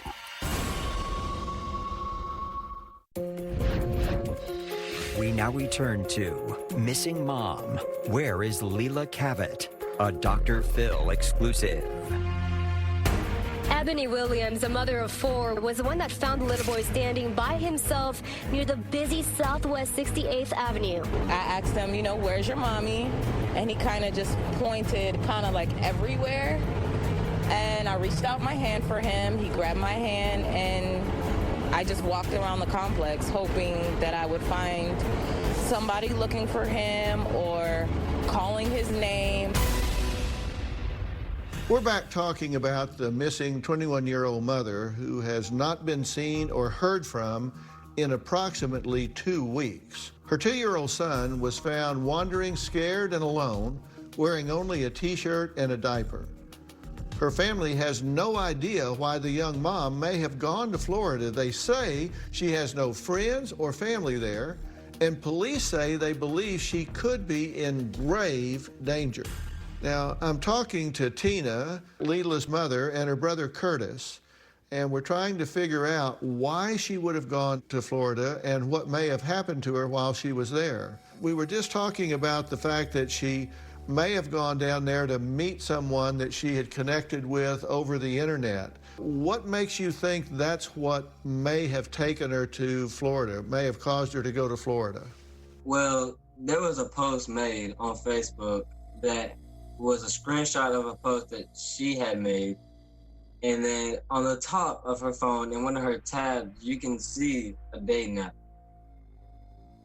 And that's when the first indication had drawn that she had met somebody in Florida, because we seen on one of her posts that she was on a dating site. And I'll have to go back to that post and see which dating site. But were there a lot of back and forth between she and this individual that you could see?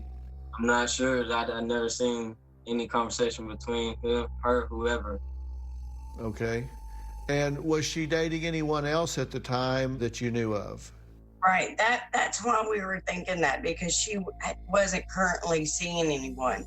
Okay, so she didn't have a boyfriend or anything. And did she have any friends in Georgia that she had talked to or said that she was leaving? Have you contacted her neighbors or friends in Georgia and learned anything from them? Well, she's been spending a lot of time with my brother since she's been in Georgia, and she had mentioned in passing to him, like, oh, I'm going to go to Florida. And he just thought she was playing because he knew that, you know, she didn't have any money to get to Florida. Right.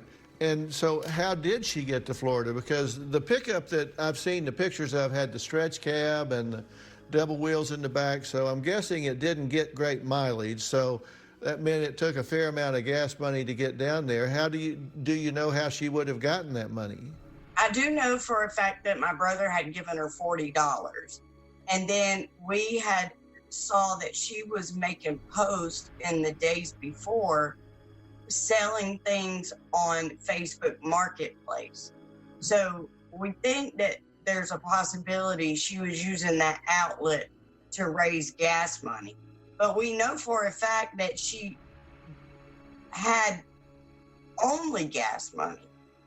Right. So, all right. So she got some money from your brother. Then she was selling some personal items on the internet. So she was. It sounds like she may have been planning this for at least a short period of time to get enough money to go down there. Right. But when I say that, just like a 48-hour period. Right. A few days to get at least some traveling money. Right. Okay. And when she left, did your brother know she was leaving? No. See, but that's what I was saying. He thought she was just, you know, just saying like, oh, I'm going to go to Florida, you know, like she's 21. He wasn't taking her seriously. And was she living with your brother? No, but they had been spending a lot of time together. Right. And where was she living at the time? We believe that she was living with my mother. We're starting to possibly think there may have been another location she had been crashing at. Okay, like with a friend, couch surfing or something? Right. Okay. But she always had her 2-year-old son with her. Oh, no, she's never left him, ever. Right. So if she was staying with a friend or crashing somewhere, she had her son with her. Right there with her. Right. She breastfeeds. So she's still breastfeeding him. Right. Okay. All right. And whenever he was found, he had on a T-shirt, diapers, and he was barefooted. Did you see pictures or see him personally at the time? Was he clean? Was he dirty? What kind of condition was he in? Well, the footage that we saw, he wasn't dirty. Like he hadn't been out. So maybe he hadn't been out there for a long time. Right, that's my belief. There's no way he could have been out there because he wasn't sweaty, and it was, you know, we're in Florida. Right. What time of day did they find him? Around in between 8 and 9 a.m. The footage that we saw basically looked like him on a regular day waking up. That is really interesting, particularly with him wandering around like that. We're going to talk some more about this. Coming up, Lila's sister joins us. What did she know that made her think her little sister could be in terrible danger? We're going to talk about that next. Coming up.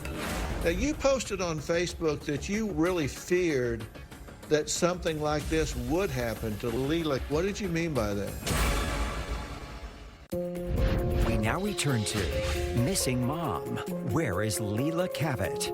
A Dr. Phil exclusive. The sisters of missing mom Lila Cavett on Tuesday made the nearly 12-hour drive from Jasper, Alabama to Miramar to speak with detectives. It is definitely out of character for her to be in Florida. We're in Alabama. She lives in Georgia. If it's not those two states, we don't understand why she would be here for sure. Police need your help. They believe this woman could be in danger, and they're concerned for her safety. If you are okay, please let somebody know. Lila Cavett has been missing for almost 2 weeks now, ever since she took a mystery road trip from her home in Georgia to Florida, where her family says she was spotted with an unknown man. Now, Gina Lewis is the one who discovered that her sister was missing after someone texted her a photo of her nephew, Camden. She had no idea that it was an actual police photo that she was looking at, and that investigators were trying to figure out the identity of the then mystery toddler. Now, Gina joins us now from Alabama. So, Gina, thank you so much, and I'm so sorry for the circumstances of meeting you. Thank you for having me. Well, I'm glad to do it because listen, somebody knows something here, right? Somebody has seen something, somebody knows something, and maybe they don't even know what they know, but I think by keeping a bright light over this, maybe somebody will go, wow, I know what they're talking about, and I'm going to come forward.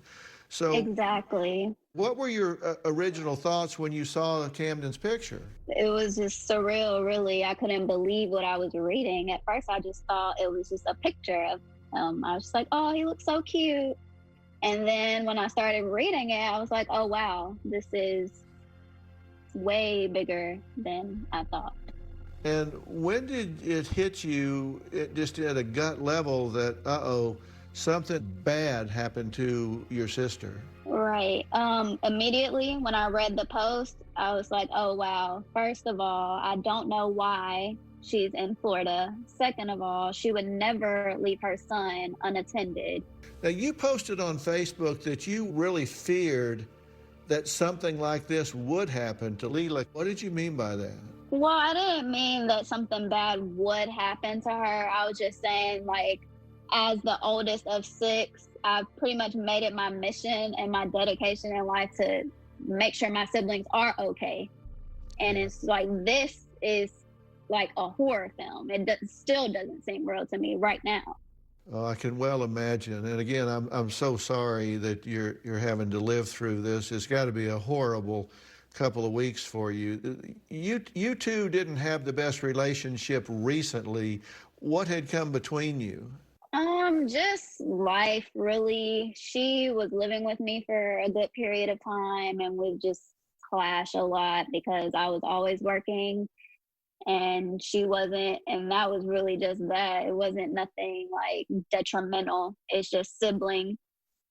Well, I grew up with 3 sisters, so I totally get what you're talking about. Now, you had Camden in your care for a while, so describe him. What's he like as a child? He's definitely very outgoing. He's extremely smart. He's known how to say his ABC since he was 1 year old. He loves his mom. He loves to eat. And he loves Baby Shark mostly. Right. And when was the last time that you actually spoke to your sister? The last time that we spoke to her was on the 17th, July 17th. Okay.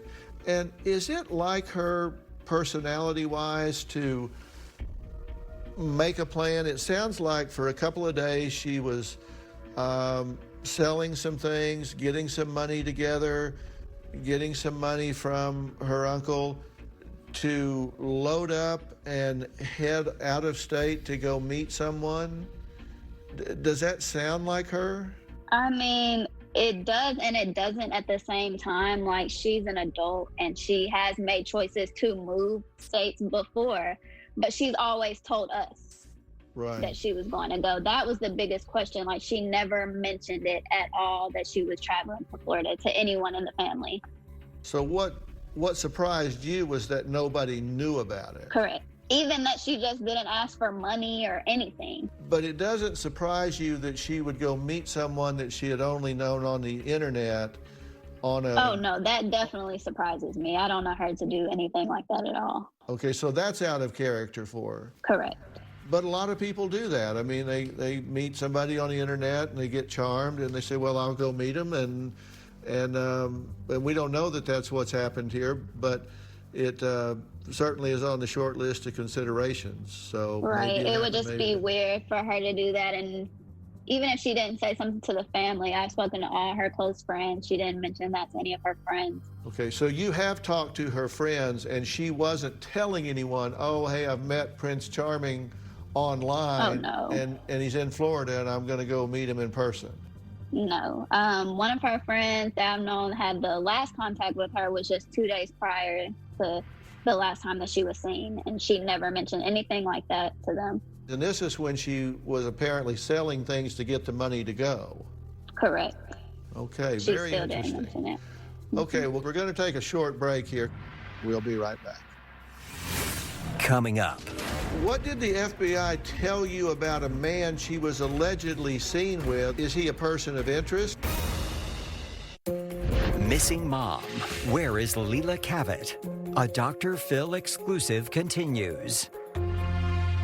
21-year-old Leila Cavett was reported missing after her 2-year-old son Camden was found wandering around alone in a Florida parking lot wearing only a t-shirt and a dirty diaper.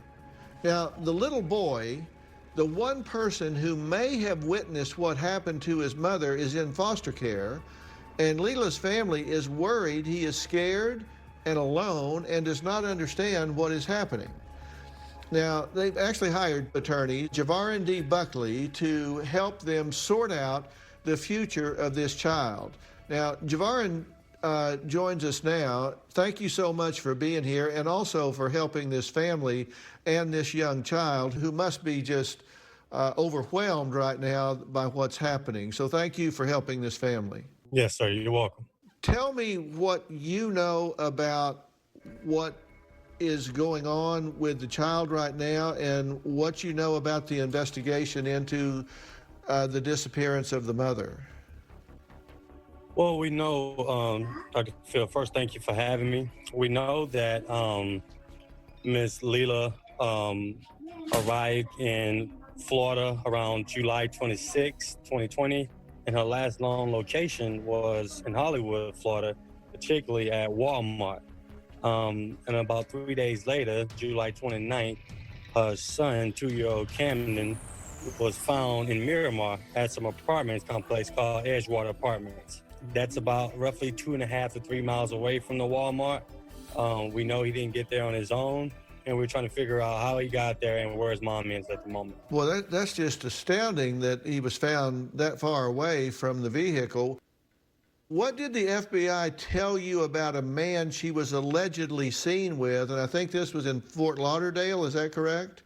That's correct. He's believed to be the boyfriend of a young lady who's currently here in Hollywood, Florida. They wouldn't release her name. He was, from my understanding, detained by the Hollywood Police Department and released. At the moment, he's in, according to his Facebook status, he's in Texas. Okay, so this girl was in the hospital, that's right, and knows that the man that we're talking about, this was her boyfriend? Yes. And did they question him? They did. I'm not sure the line of questioning, but they did question him. There was not enough to keep him, which is why they let him go. Okay. And so they do know his name? They do. Okay. But he's left Florida and gone to Texas. Do they know where he is at this point? I mean, if they want to talk to him further, can they? They can. They do have his contact information. Is he a person of interest or just someone that they've talked to? It's just someone that they talk to. I see. And how did the girl that's in the hospital get involved in this? What's her role in all this? Did she know Leila? They're not sure if she knew her. They just know the guy that she was with knows her. She had refused to talk to the FBI the first time that they spoke with her, and I'm not sure if she spoke to them the second time that they went up. Well, Javarin, it's from a psychological perspective, this 2-year-old, if he is known to family members, he lived with her sister for a period of time, so he knows her. If he has constructive knowledge of this, he's most likely to feel comfortable with family members and disclose what he knows to them rather than in a strange foster care setting. Is there a possibility of getting him back with family members? Well, I know here in Florida, when it comes down to juvenile situations, they're very confidential in the proceedings. I can speak on the procedure, but not necessarily about Cam's case itself. I will say this, that it's generally speaking, because there's 3 different jurisdictions involved. We have Alabama, Georgia, and Florida. It won't be a walk in the park to get Cam with family. What has happened, though, is there was supposed to be a hearing this past Monday that didn't go because there was a motion that was filed that was not contested, and that motion was for visitation with the maternal side of the family, Miss Tina Kirby, and they were granted visitation via Zoom because of COVID reasons, but for now we do have visitation with the family. Well, that's certainly a step in the right direction, but I work an awful lot with DCFS, and I work an awful lot in the foster care system, and I know that the first alternative that they always look to are blood relatives. If they can put a child with family safely, with healthy, good family members, that's their first alternative. So I would think that that would be something that would certainly be on the table, would be a possibility here, and it could also aid the investigation as well. I'm sure you agree with that. I do, and I will say from the time I've spent with Miss Kirby and her family that the maternal family is the right family to put him with. That's the family that he's most familiar with. They've loved and cared for him since day one. Well, maybe the court can appoint an ad litem who can evaluate that situation and make that recommendation. She's missing, and this could certainly be a person that, even though 2 years old, could come up with some information. We'll talk more about that after the break. So what did 2-year-old Camden see? I'll tell you what needs to happen when the toddler could be the only witness, in my opinion, when we come back.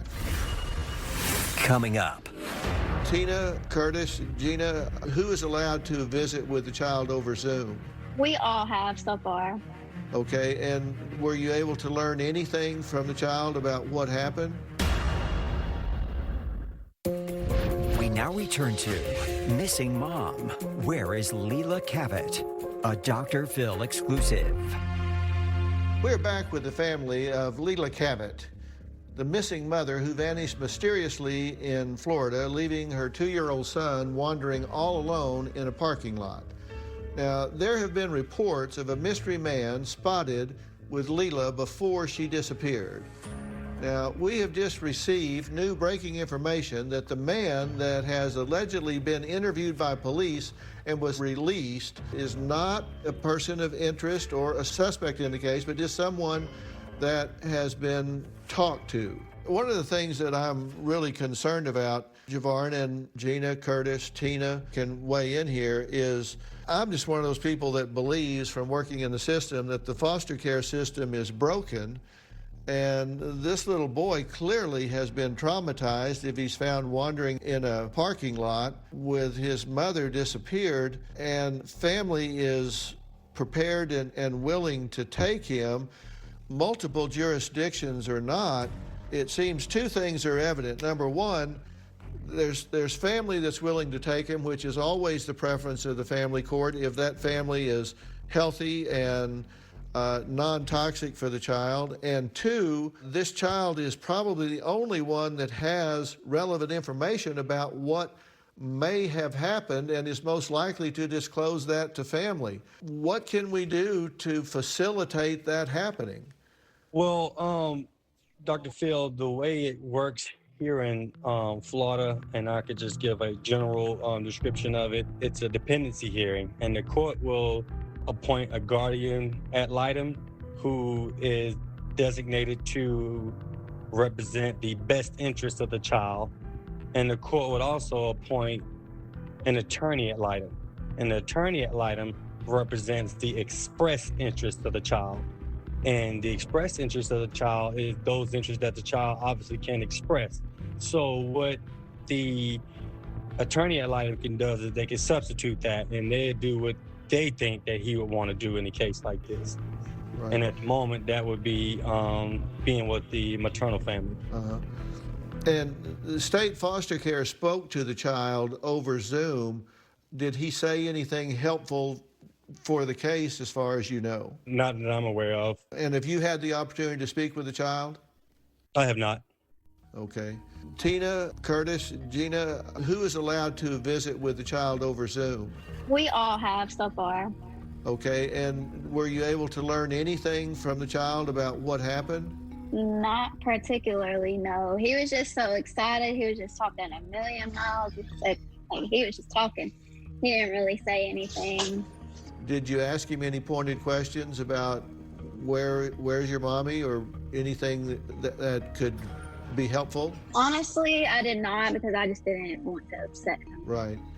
And when is your next opportunity to have a visitation with the child? They have not told me that. They just said that we're going to try to make it happen at least once a week.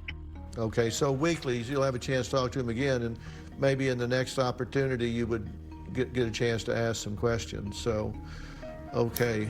Well, guys, listen, I appreciate everyone sharing what you know about this. And as I say, somebody out there has seen something. Somebody saw this pickup truck. Somebody saw Leila. Somebody saw this child getting out of the truck. Somebody saw something. And I just encourage you, please, to call the authorities. We've got numbers up on the screen right now.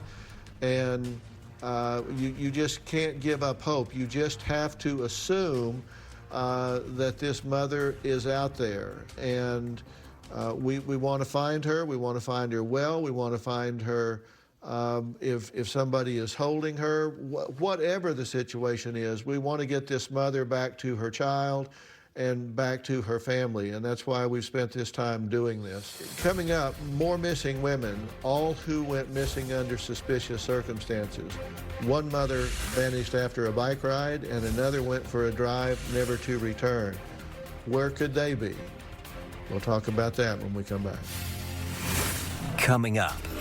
Natalie Jones disappeared 4th of July weekend. It's been excruciating.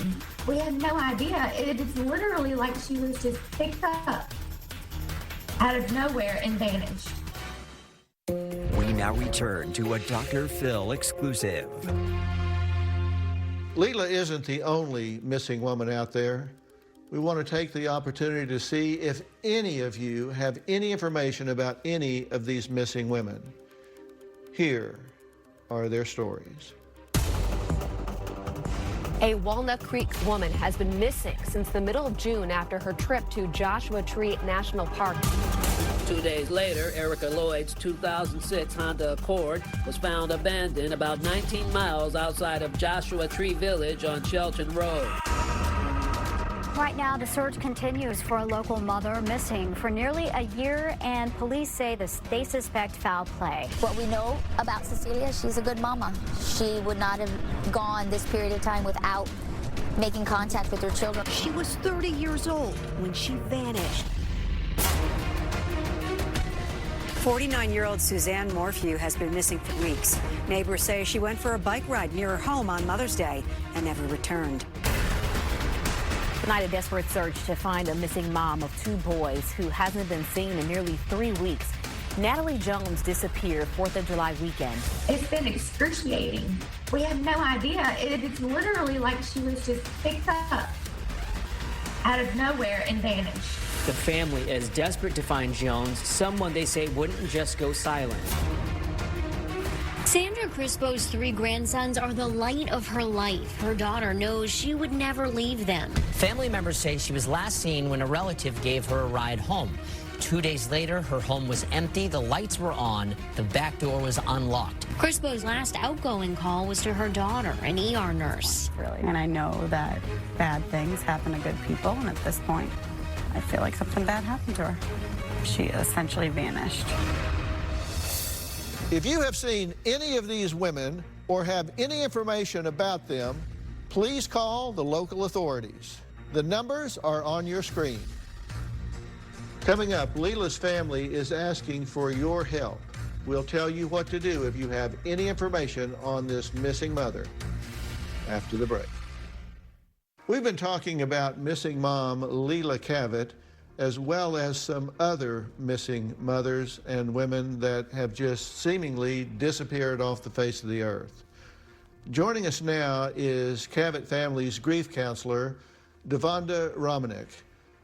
Devonda, the question I have for you is, what do you say to families that are held in limbo like this, sometimes for interminably seeming times where they don't have answers, they don't have closure, they're just stuck in that limbo state, wondering what has happened to their loved ones? I recommend that they take self-care and also move along in the process of trying to find answers within themselves to help them to cope. Daily functioning is more important. Moment by moment, day by day, them taking care of themselves versus focusing on only the missing person. And it's so hard to do, but that is so important that they continue to put one foot in front of the other during that time. They have to continue to keep functioning day to day, is what you're saying. Yes. As long as they're recognizing their symptoms and being more aware of how they're feeling and what's going on within them, I think that most times they turn out pretty functional. Yeah. Well, God bless you for the work you do, because it would be easier to be doing something else. So God bless you for what you're doing. Gina, Curtis, Tina, thank you as family members in talking about this. And I know it's a very difficult time for you, and you've got great, excellent legal representation, and hopefully something will come to pass here, and we'll be praying for all of you to get good news here. Thank you, Dr. Phil. Thank you. And to all of you watching, if you have any information about where Leila Cavett may be, call the Broward Crime Stoppers at 954-493-TIPS. You don't have to give your name, just call that number, or the Hollywood, Florida Police Department at 954-764-4357. And they'll be on drphil.com, so you can see them there as well. Police say Leila was last seen driving a mid to late 90s white Chevy Silverado 3500 pickup truck, which has a red tailgate and a baby on board sign on the passenger window. She's 5'4", 100 pounds, and has 2 tattoos, a Jesus fish and her son Camden's name in script on her arm. It's difficult to come and talk about this. It's so much easier to just kind of sit home and hurt, but to come and put a bright spotlight on this is so much harder.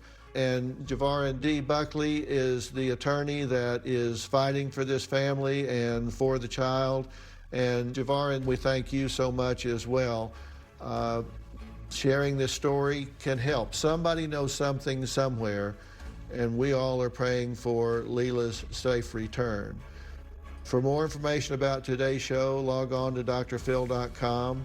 We'll have information on the website. We will see you next time. Thank you for watching.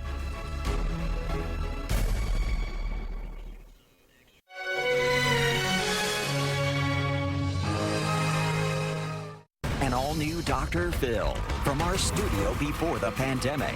This is a cautionary tale for a lot of people. She moved to France to become a model. I arrived, and a man with a camera around his neck walked up. He said, "Are you a model? I can make you one." I thought, here's my ticket. What started out as a dream soon turned into an unimaginable nightmare. The next thing I remembered, I was lying on a cement floor. They started beating me, kicking me, and I just laid there and pretended to be dead. I got up and ran for my life. You're finally safe around other people, and you look up and something happened that was shocking and unforeseen. Today is going to be a changing day in your life. You've never had anybody working harder to bring you to the threshold of change than right now.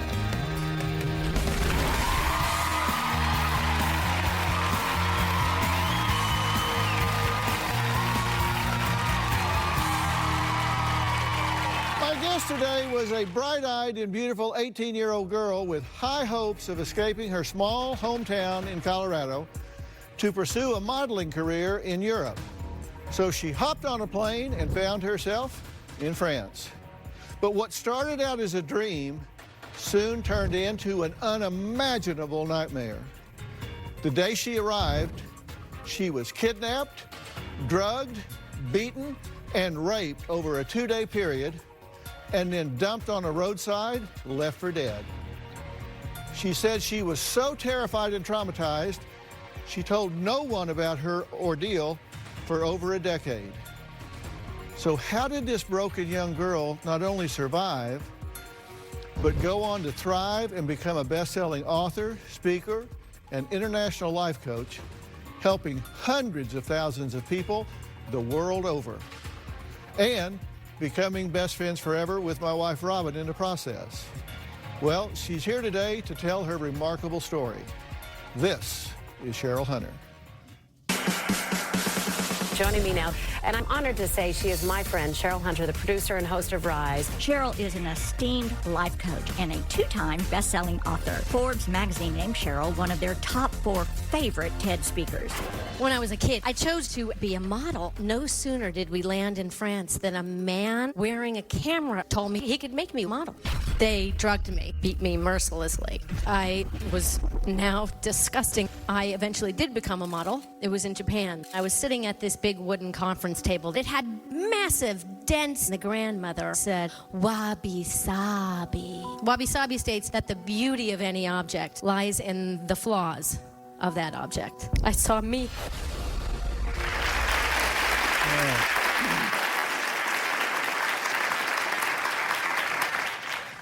Well, Cheryl, it's good to meet you, and this is a cautionary tale for a lot of people. It's a cautionary tale for young women that can be kind of naive and sucked into situations, even more so today with the internet and all that being active. And I also know that sexual assault is one of the most underreported crimes in the world, yet still 1 in 4 women have been victimized by it, and you've had that battle, and I want to talk about that. So let's go back for a minute. You were in a hometown in Colorado, right? I grew up in a horse ranch high in the Rocky Mountains outside of Rye, Colorado, which it has one stoplight that flashes. It's never quite busy enough to need to turn red in any direction, very small. So you know everybody. Yes. Europe's a long way from that little town in Colorado. You step off the plane in Nice? Well, I tried to come up with a plan. I had talked my parents into allowing me, they were divorcing at the time, and so they didn't really talk, and I thought, oh, let me kind of play one against the other to get my dream of going there, and while I'm there, I'll figure out some way to stay. Right. And I had, just before I left, picked up a magazine and saw that, oh, they're always looking for models. And I thought, well, I'm tall enough, I'm on the boys' basketball team, let me just go someplace they need models, Europe. And I arrived, and a man with a camera around his neck walked up. I mean, we'd been there seconds. And at that young age, he had a camera around his neck. That was enough validation. He said, are you a model? I can make you one. Just come with me and my friend. But my friend, who said, no way, you're not going, she wanted to go home afterward. She didn't have the same dream of staying in the big city. And well, so your friend's there with you, and something about them seemed believable to you, but not to her, right? Because she said, don't go. Yes, and to be truthful about it, it's not that it seemed like a good idea, but I thought, here's my ticket. And they asked if I wanted a glass of wine. And they told me, the ringleader, there were 2 of them, he said, when you become a model, you're going to need to do cocaine. All models do cocaine. Now, I'd never seen drugs. I was so sheltered. I said no to the wine. I wanted to be sober. We were going to shoot photos, I thought. You know, he had a camera. Did you go to a restaurant or bar? We went to a restaurant, and it was dark. They told me where to meet them, and it was dark. There was the ocean on one side, so it was light on one side, but then dark at the back. I don't know where everybody was. So you didn't leave with them, you met them somewhere? I met them. Okay. They gave me, he wrote it out in a dress. Okay. And they gave me an envelope, foil envelope, or like foil folded up. And I opened it up, and they were like, you should do cocaine. And I opened it up, and it was light brown. Now, I'm from Rye, Colorado, but I'd seen movies, and I was like, that is not cocaine. And I just folded it back up, and I said no to the wine, and they said, well, don't be a, stupid American. You're so uptight, you Americans. And so I, had a glass of wine. And the next thing I knew, I was in a car, and like a dog, I had my head halfway out the window. I was in the passenger seat with my tongue open and drooling, and So you had been drugged, obviously, with the wine. Yeah. And did you have any sense of how long it had been?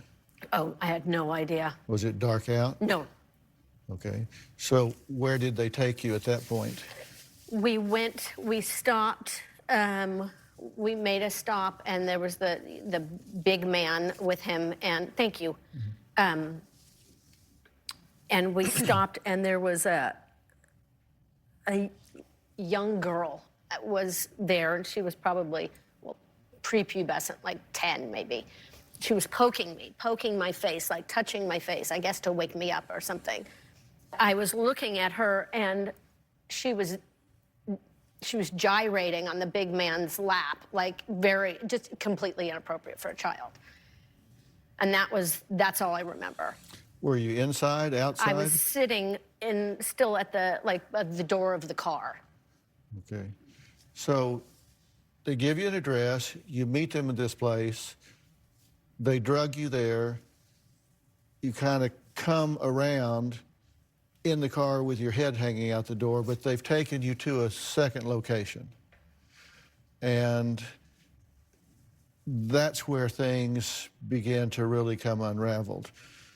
We're going to take a break, and we're going to find out what happened when they got her to the second location, because her ordeal didn't destroy her dreams, but when you hear what took place and what she had to live with for all of that time and ultimately overcome, you're going to really be shocked. We'll be right back.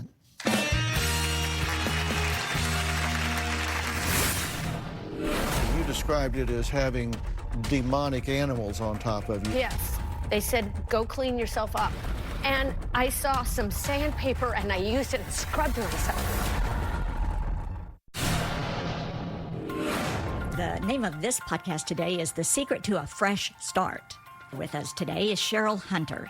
So just when I say 2020 now, it's like I can't help but get excited. There's this opportunity that we really do have to start again at any moment. I agree with you. I think there's this myth that I've got all the time in the world. Right. And I'm just going to launch in, heavy here. But over the past calendar year, I've lost 5 people that are the closest to me, including my mother, and it was totally unexpected.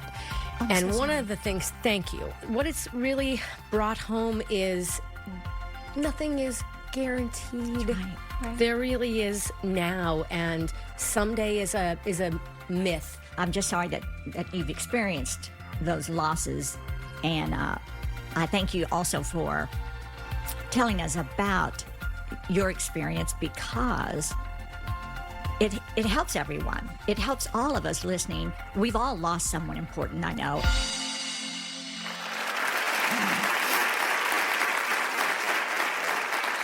Well, I'm talking today with Cheryl Hunter, who at the age of 18 was drugged, kidnapped, beaten, and brutally raped by 2 strangers in the south of France.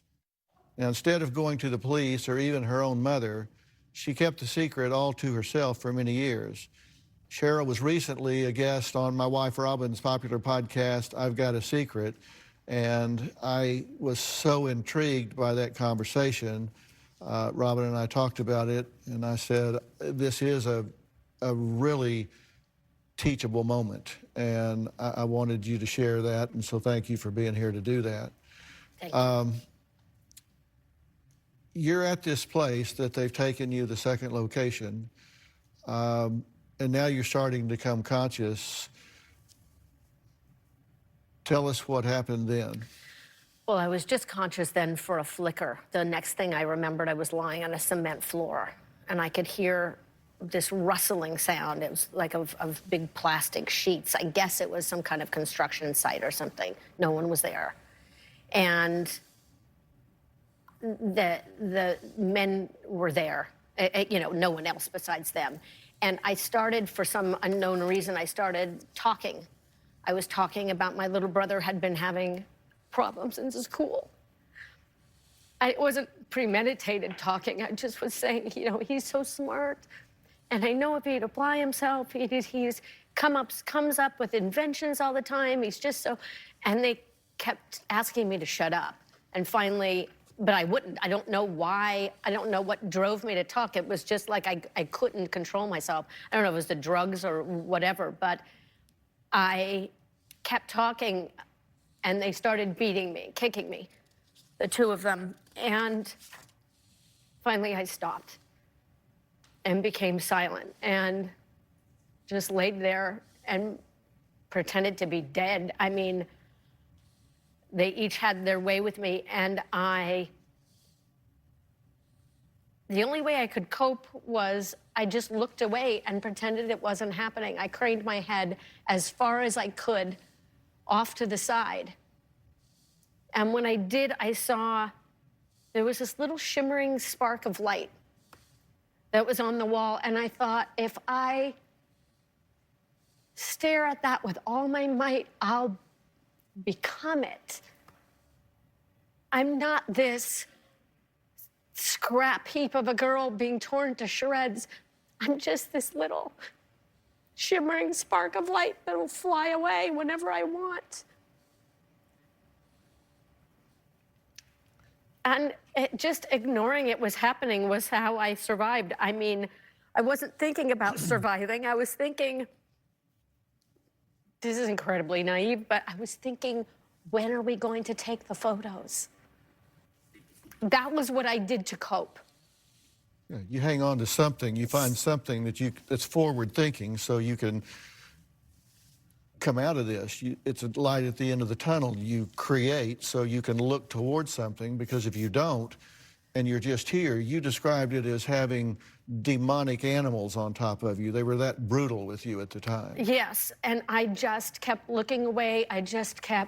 They would leave, then leave me alone, and it got cold, very cold a couple times. I guess it was night. It was just they would bring me something to drink once in a while. At a certain point, I was lying in my own urine. For whatever reason, they said, go clean yourself up.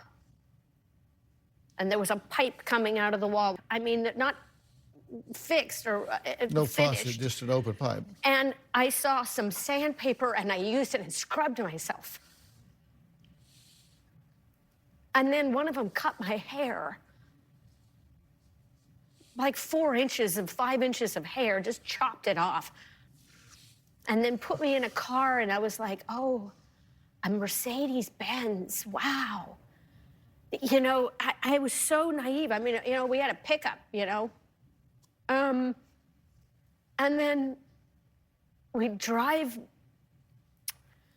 back down to town, and we get to this place, this grassy area, and he just kind of pushes me out, and I kind of fall to the ground, and I just lay there like I'm gonna play dead. And he says, darling. And I look, and he snaps my photo.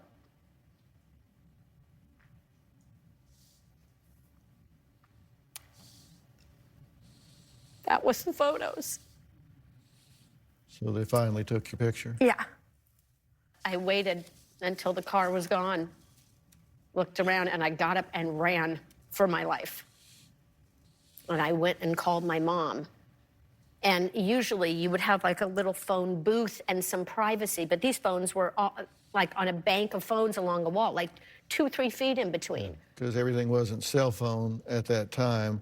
Something happened when she was making that phone call that was shocking and unforeseen. You won't believe what happened during that call. We'll be right back.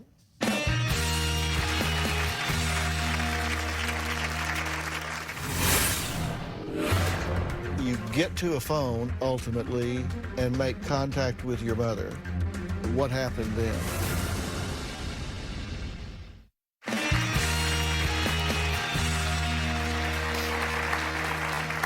Well, Cheryl Hunter is a leading life coach, public speaker, media expert who at the age of 18 endured the unimaginable.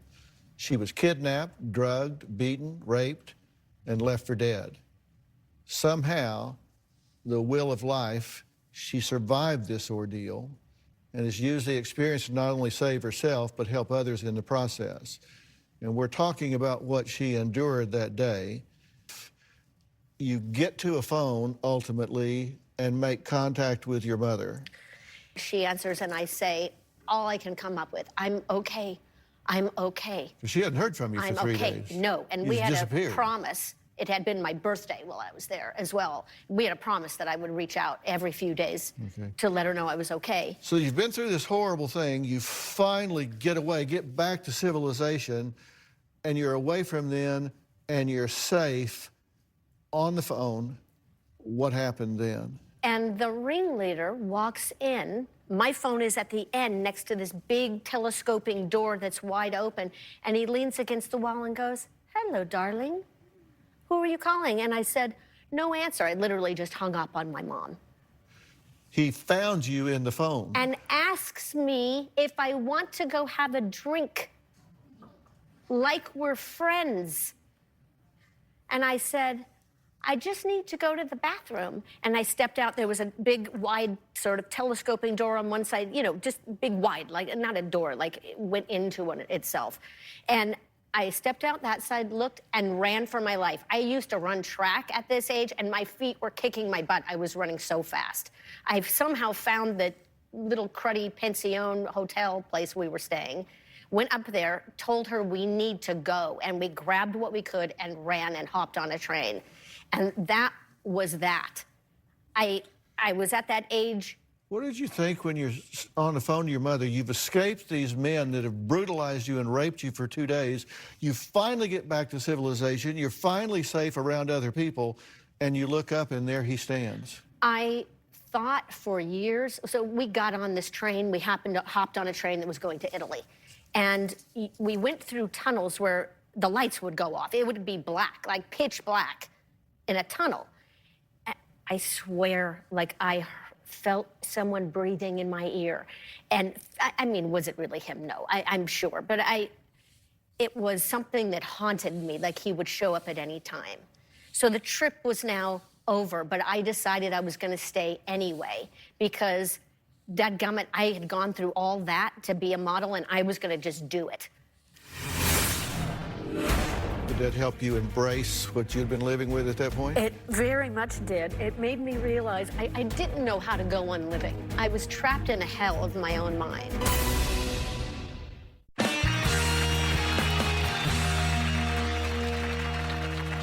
So after all of this happened, you don't tell your mother.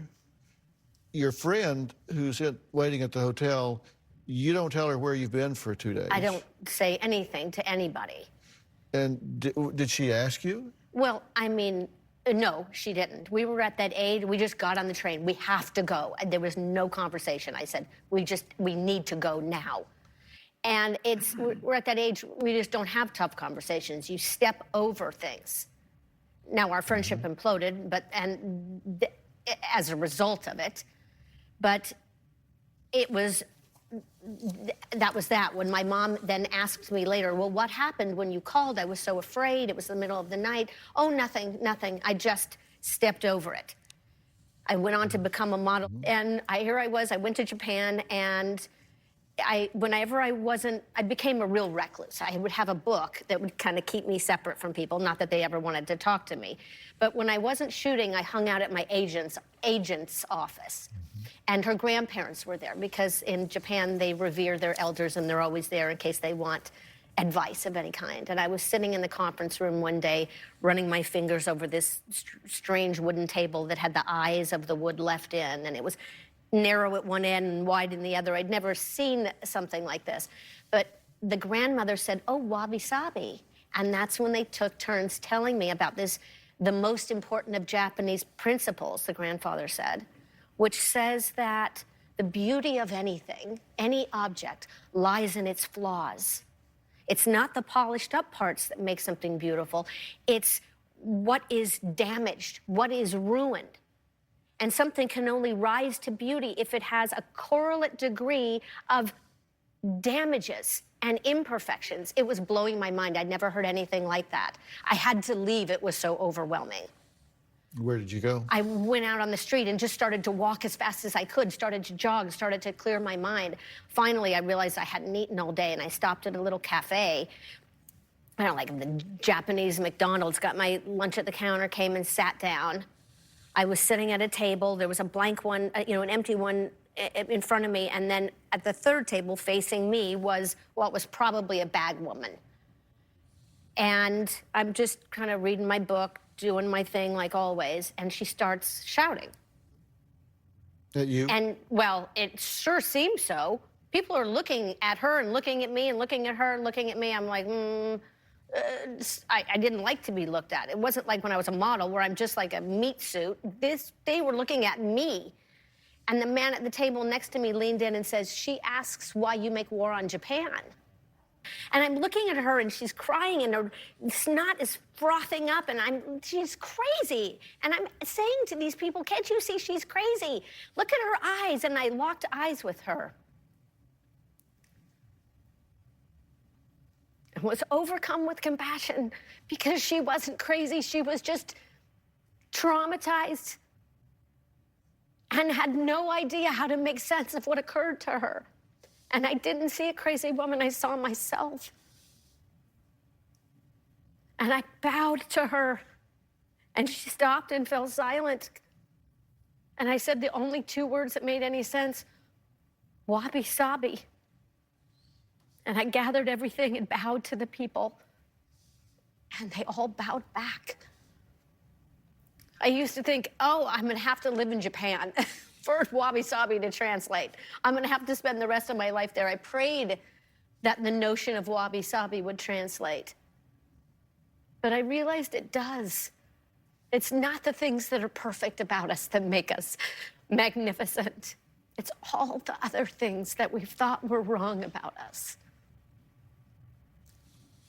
Did that help you embrace what you had been living with at that point? It very much did. It made me realize I didn't know how to go on living. I was trapped in a hell of my own mind. And I thought if I told anybody what had occurred, they would know that I was damaged and ruined and filthy. And that somehow, some way, what made me bad or wrong could actually be what was right about me. I just had to figure out how. Well, it's clear to see that Cheryl's experience in Tokyo truly was a life-changing experience. We're going to find out how that changed the course of her life and the lives of thousands of other people that she's touched on her journey. We'll talk about that next.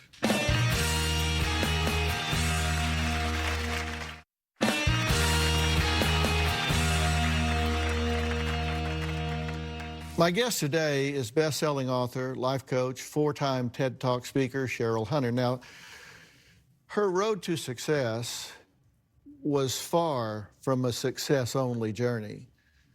You know, I've often said the quickest way from A to Z is not always in the straight line. It's not always at the most feverish pace. And sometimes it's the hardest parts of life that sharpen our blades. It's those things that create problems in us that cause us to rise up and face those things and bring out the best in us. And you made that decision in Japan, it sounds like. You stopped judging yourself. Yes, I realized that perhaps I wasn't seeing it correctly. Perhaps there is such a thing as Wabi Sabi, and everything that's wrong about me could be my salvation. So I set out to figure out how to make that reality rather than just an aha moment. And I had said to my mom, without telling her what happened, I said, "Mom, I'm depressed." And she said, she's one of those people who hadn't experienced depression, so she said, "Do you mean bored?" And I said, "No, full on depressed." And she said, "Well, here's my advice. Find someone or someones who have it worse than you and help them." So I thought, well, I'm young, screwed up in the head, and I have no future. Who could be worse than me? Oh, old, screwed up in the head with no future. So I started volunteering at old age homes. And I thought, I'd heard this concept, go through the open door. So I thought I will take whatever someone tells me as advice as a door to go through. And someone started telling me about personal development seminars. So I started taking those while I was volunteering at old age homes. And there were a lot of people who were Holocaust survivors. And I thought, perfect. I can learn from them and offer some help to them at the same time. And there were some who fared well and others who understandably hadn't, and I wanted to understand why. So I started interviewing them and war vets, and then ultimately 9/11 first responders, people who'd gone through bona fide trauma. And I wanted to hear what they had done that had worked and what they hadn't. And I started building upon those things for myself, but thinking I'm going to codify my journey and my steps and give it away ultimately. So I'd started taking these personal development seminars and felt so much better when I was there, and not so good when I wasn't. So I thought, I'm just going to get trained to lead them, and then I can always feel good. And I realized it was a calling. As I was helping others, I was helping myself, but I still had never told my story until one night I was leading one of these seminars, years in, and I was leading an exercise on forgiveness, and I'd sort of posited that we can forgive anything. And a woman was raising her hand and finally stood up and said, "No, you can't." I had gone through genocide in my country. We came to the United States, and then I've been abused by my husband, and my children were abused by him, and there's certain things you can't forgive. And I kept saying, yes, you really can. It's not about them. It's about setting yourself free. And she wasn't having it, and nor were the people in the room. People were slamming notebooks down and walking out of the room, and I thought, I am for the first time going to lose the room. And I had a moment with myself and said, you are no longer an 18-year-old child who cannot handle whatever people will judge about you. And I told my story for the first time. And you could have heard a pin drop because they'd been with me for some time, but regardless, this woman realized that it was true. She could forgive anyone and anything, and she was set free. And so was I. You know, people think you've overcome so much, and then you hit a year like 2019. One day in August, my husband left for work and never came back. And a couple months later, filed for divorce.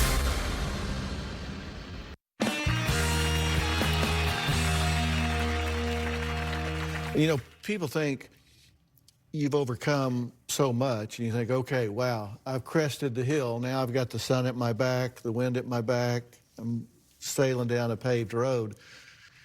And then you hit a year like 2019.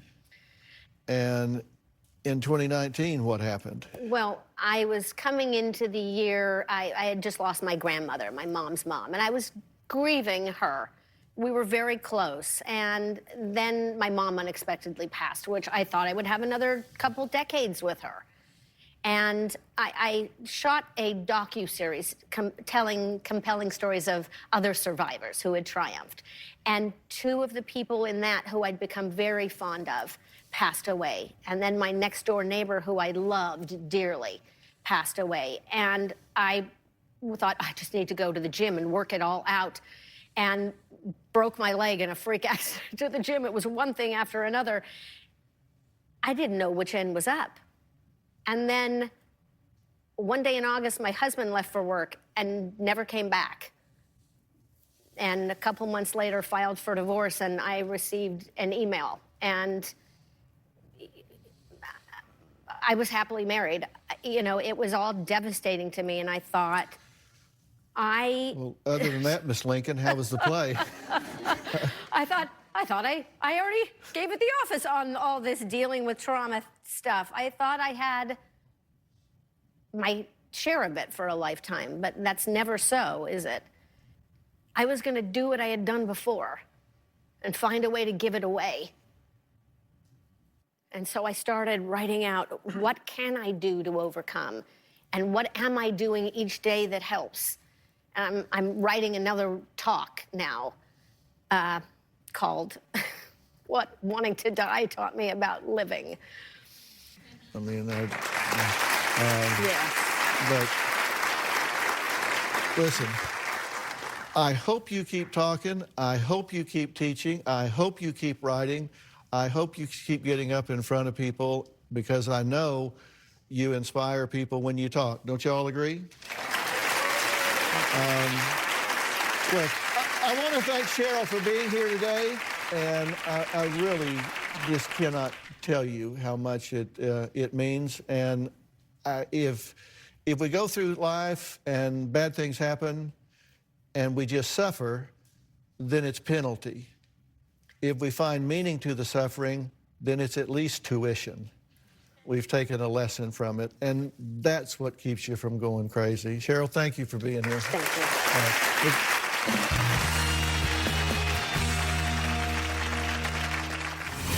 you. Coming up, she was young, happily married, and expecting her first child when a routine doctor's visit changed her life.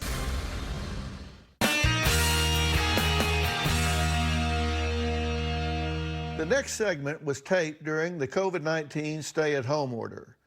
My next guest, Jenna, says in 2016 she started having heavy rectal bleeding and cramps. Jenna was only 30 years old and 7 months pregnant at the time. After her son was born, she says she wasn't prepared for the doctor's diagnosis. Jenna is joining me via Zoom along with my dear friend, Dr. Frida Lewis Hall, Senior Medical Advisor for Pfizer. Thank you both for being here. Jenna, let me start with you. What was it that the doctors discovered? Hi, Dr. Phil. Hi, how are you? I'm doing well, thank you. Well, after my colonoscopy, a biopsy, and several scans, it was revealed that I, in fact, did have stage 4 metastatic colon cancer, which means that by the time it was discovered, it had already spread to other organs in my body. Oh, wow. And Jenna, you're fighting cancer, and you and your husband, Derek, are raising a young son. So tell us about those challenges. Of course. So Cameron just turned 4, and he's very active and loves to play, not to mention he's a mama's boy.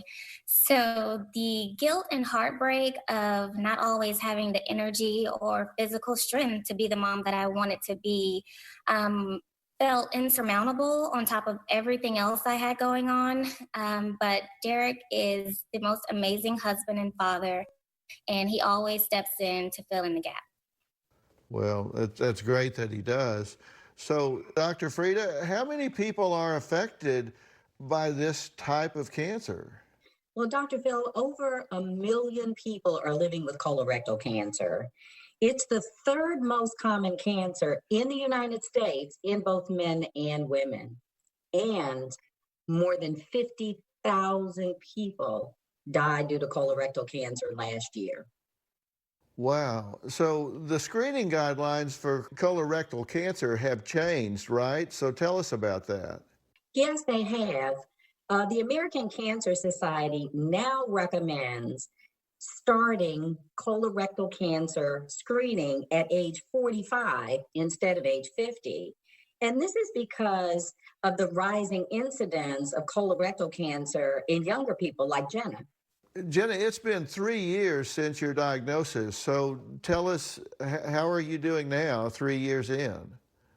Well, Dr. Phil, I have undergone years of very strong chemotherapy, along with a handful of surgeries to remove a foot of my colon, multiple parts of my liver, tumors on my lung, and my entire gallbladder. But for about 9 months now, I have been stable. So I'm doing very well, only having to have targeted therapy, and I take chemotherapy pills almost daily. Dr. Frida, tell us some more about this. So how does colorectal cancer start? So colorectal cancer is caused by abnormal cell growth in the large intestine or the rectum. Now, these growths are called polyps, and some polyps can, over time, change into cancer. Dr. Frida, what increases a person's chances of getting colorectal cancer? You explained what it was and how it started. What increases the chances of someone getting it? Well, there are a number of risk factors. They include age, family history, having an inflammatory bowel disease, or an inherited cancer gene. And there are also some lifestyle factors that can increase your risk, like tobacco use, a diet that's not rich in fruits and vegetables, or not getting enough activity or exercise. Well, that's good to know that there are things they can do lifestyle-wise. So what do people need to know about this type of cancer? Now, it can cause a bellyache, weakness and fatigue, unintended weight loss, blood in the stool, or changes in bowel habits. But symptoms aren't always obvious. So talk to your doctor so together you can make an informed decision about whether to get screened. And lastly, knowing if you have a particular gene mutation and undergoing biomarker testing can help inform your prognosis. Well, many may be put off by colorectal cancer screening, but however, screening is really a small inconvenience that can literally save your life, right? So to learn more about colorectal cancer, be sure to check out gethealthystayhealthy.com, which is a great website, as I've said many times. So this can be really a life-saving education for people to check this out. So I want to really thank all of my guests today, especially our good friend, Dr. Freda Lewis Hall. And don't forget to subscribe and listen to Robin's podcast, I've Got a Secret. She talks about important things like this. And make sure to follow me on Facebook and Instagram. Jenna, thank you. Freda, thank you so much. And we'll see you all next time.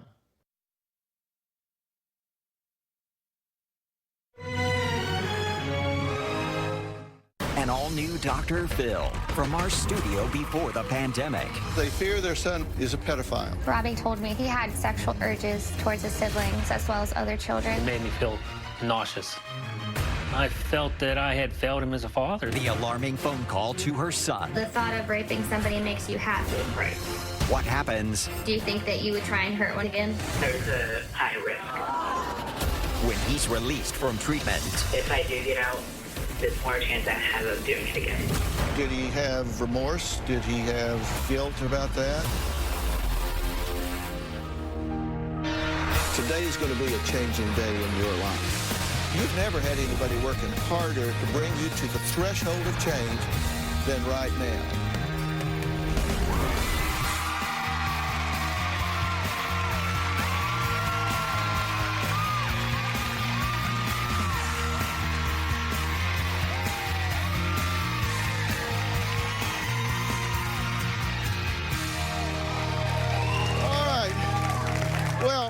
Parents Kristen and Rick are here today because they say they need help making the single most difficult decision of their entire lives. That decision, should they abandon their teenage son and let the state put him in foster care? Now, what would put a parent in that situation? Why are they being forced to make such a difficult decision? Well, because they fear their son Robbie is a pedophile. Now, he has admitted he has strong sexual urges towards his siblings and other younger children. A little over a year ago, Robbie told me something that no mother wants to hear. That he had sexual urges towards his siblings as well as other children. He said that the only reason he hadn't offended them was because they were going to tell. But he also said that if he could offend them, he would force them to, and if it took it, he would tape their mouth shut and keep them quiet. I'm sorry, this is hard. When I heard Robbie say that, I felt scared, concerned, overwhelmed, and just terrified. I'm sorry. It was just such a shock that I didn't know how to deal with it. I was wondering where these urges came from. Why suddenly he would start feeling that way. We put a safety plan in place. That included installing locks on the kids' bedroom doors so that they could lock themselves in at night. Robbie was no longer allowed to be unsupervised. He was supervised 24/7 by either myself or my husband. Robbie was no longer allowed to hang out with his siblings nor any other children. There were many times I had to take Robbie to work with me so that he could be supervised during the daytime. I was doing everything I could to get him into that treatment facility. In spite of everything we put in place, we were faced with a new challenge, which was... Robbie came home from school, and he said that if we didn't get him help that day, that he was going to rape one of his siblings. He told me that despite there being locks on the doors, that he felt like he would find a way to get to them. I was blindsided with what he had said. We had no other choice than to remove him from the house. So we took him straight to the hospital. It was tough. It was very hard to make the decision to have to, what felt like, get rid of my son.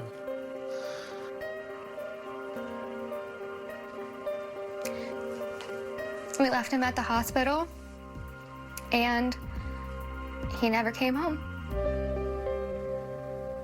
Well, Kristen and Rick say that since Robbie has been in treatment, they've learned just how dangerous the situation really is. For the past year, Robbie's been in treatment for children with sexual maladaptive behaviors. Since Robbie's been in treatment, we've learned so many more things, and the fear I had prior has been heightened by a million. One of the shocking things that I found out is that Robbie prefers little boys ages 5 and under. In one of his psychological reports, we found out that he was interested in S&M. His sexual fantasies are so strong that it keeps him awake at night, and it's all he can think about. In his psychological assessment, Robbie has admitted to being aroused by 27 different violent scenarios, most of them involving young boys.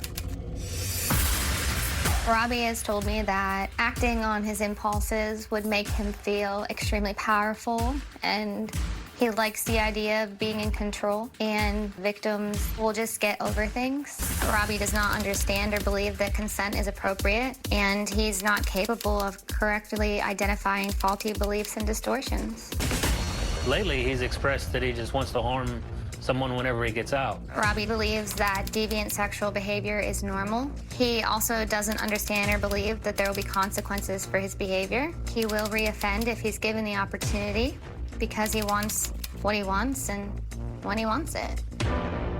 Robbie told me that he would find a victim. He would find a way to keep them quiet. It didn't matter if he had to tape their mouth shut or hold them down, that he would find a way. And that's really scary. Now that he's still expressing those desires, there's no chance of him coming back to the house when he's released. That's non-negotiable. He just can't. Okay, Kristen, Rick, I'm glad you guys are here. I wish we were talking about something else, almost anything else, right? I mean, This is a tough situation. You said that it was really hard to say the words son and pedophile together, right? That's just not something a parent wants to say. It's quite terrifying to think that for so long we've sugarcoated it and said he's becoming a pedophile. But yesterday, for the first time, I said my son is. Right. That was hard. And how do you feel about it, Dad? I feel like I failed as a father. I just wish there was something different I could have done. Maybe I could have seen the cues earlier on to maybe find help sooner. I don't know. Mm-hmm. And have you two had a difficult time talking about this between yourselves? Yeah. Rick doesn't like to talk about it. Yeah, I would listen to Kristen talk about it often, but I didn't know how to process it myself, so it's hard for me to express any of it when I'm just having trouble processing. Okay. You're the stepmother here, but you regard him as your own child. You've been involved for 5 years. You got involved when he was 10, he's now 15. But it seems like you're more active in managing this than you are. He's mine. Well, he's yours as well. Yes. Are you in denial about this? I mean, yeah. For a while, I felt as if I was just trying to protect him from any harm that could come from it, but then it's like, he needs help, and I don't know how to do that. Yeah. But you do get that if you pretend this isn't the case, it's not going to go away. Right. I know you know that at an intellectual level, but emotionally, I think you're having a hard time wrapping your head around that this is the reality. And let me be very clear about something here with the two of you. You're not here to get thrown under the bus. And you're saying that you kind of feel like you failed him as a father. People misunderstand this pedophile situation. This is not a psychological condition. This is a medical, neurological condition. So this isn't something that's been bad role modeling on your part or negligence on your part. I need you to be responsible here, but you are not to blame here. This is over your pay grade. This is not something that you can parent him out of. I just want to be clear about that. Now, Kristen and Rick say that while Robbie was in treatment, their greatest fears came true. We're going to talk about that after the break.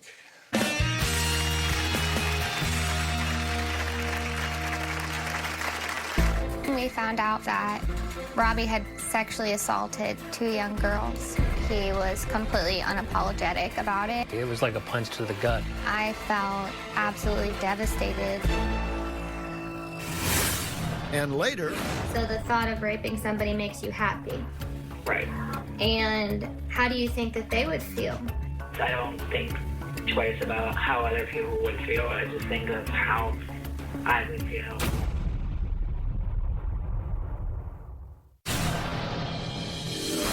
Ever since coming into Robbie's life when he was around the age of 9, he's always had weird behavioral issues. I noticed early on was that Robbie always seemed overly affectionate towards his sisters. He was obsessed with giving them hugs goodnight and would get upset if he didn't get a hug. I always thought that that was so weird, so I put an end to that. I thought it was just one of the odd things that Robbie did. Around the time that Robbie hit puberty, he was constantly looking for opportunities to look up porn. We discovered that Robbie had 2 Facebook accounts and was trying to contact an older man through one of them. Now that I know everything, it just kind of all makes sense. Pedophile, molester, predator, all words that describe individuals who often prey upon and victimize children. Now, Kristen and Rick are worried their 15-year-old son is a pedophile. They say he has already confessed to sexually abusing 2 young victims. Right here in the assessment, it says that he was verbally threatening and he's used excessive physical aggression. I felt absolutely devastated. I spoke to Robbie on the phone. Robbie told me it occurred twice. He would have sexually assaulted them again, but he had never had the opportunity. He was completely unapologetic about it, and he just didn't care. I was just so stunned. It was like a punch to the gut. It made me feel nauseous. I felt that I had failed him as a father. The evaluator believes that he's at a very high risk of reoffending. He desires to engage in violence, and he admits that he has little control over his sexual urges. The police have deemed Robbie a danger to the community. They plan to press charges against Robbie for aggravated indecent assault. Then he would be mandated by the state to go into a treatment facility potentially. If they do, I support whatever decision they make.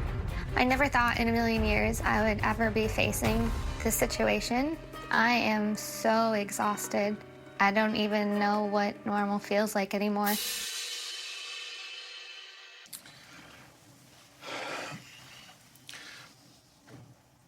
So you understand that he's already offended twice, or at least 2 victims, right? Yes. And understand 1 in 20 of these get reported. And some research says that molesters with pedophilia will have an average of 70 acts of molestation. So these are prolific offenders. So you're quite right to be concerned here. When you found out about the 2 victims that he has confessed to, did he have remorse? Did he have guilt about that?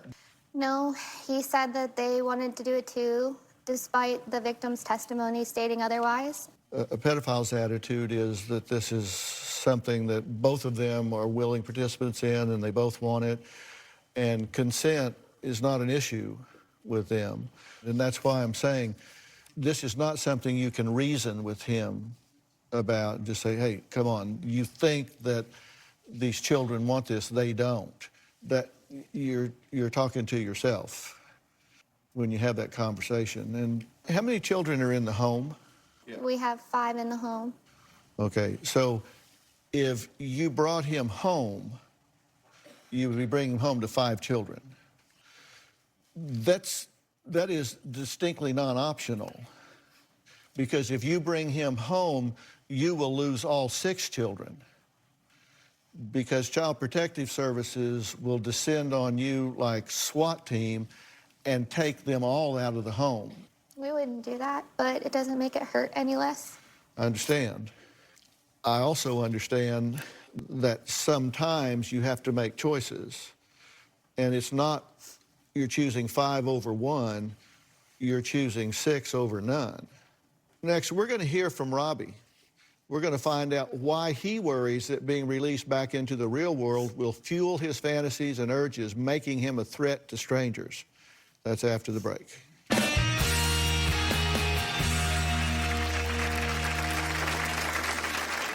When you think about what you did, do you feel bad about that, or do you just not care? I feel bad about it, but in the same sense, I feel excited when I think of it. So the thought of raping somebody makes you happy? Right. And later, do you have a theory as to what has triggered this in him? After Robbie had been admitted to treatment, the psychological assessment showed that there's potential that there was other victims we don't know about. In my heart, I hope that it's not true, but I really don't know. It could be a possibility. I definitely have concerns that he's hurt other people. You have to think about this question. As a parent, if you had to make a choice to protect some of your children by isolating them from one of your other children, would you have the strength to do that? Robbie is 15 and admits that he has sexual urges towards children as young as 5 years old. In fact, he stated a preference for little boys 5 years and younger. He is weeks away from being discharged from treatment and admits that he is still a danger. Hey, Mom. What are you doing? I'm just trying to go to bed. So, how have you been feeling? A little stressed. I'm happy I've been discharging in like 3 days. Are you still having sexual thoughts and feelings about younger kids? It's not as often. When you think about what you did, do you feel bad about that, or do you just not care? I feel bad about it, but in the same sense, I feel excited when I think of it. Do you think that you would try and hurt one again? Honestly? There's a high risk. Yeah. When you go out in public, you fantasize about raping strangers? Right. You still have fantasies about raping strangers, but if you're not around strangers, it's a lot more controllable? Right. Can you tell me like how you feel when you think about raping people? It gives me joy, excitement, peaceful.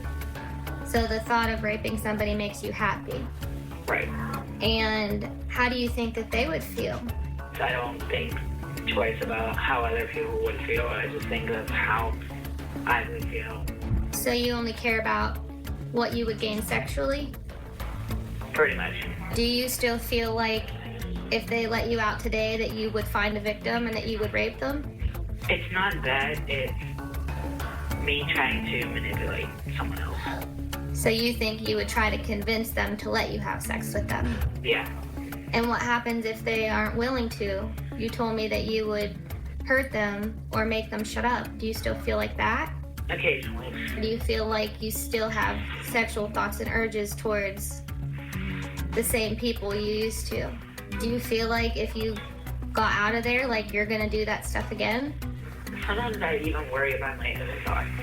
I feel like I've gotten to know better, and that if I do get out, there's more chance I have of doing it again. Yes.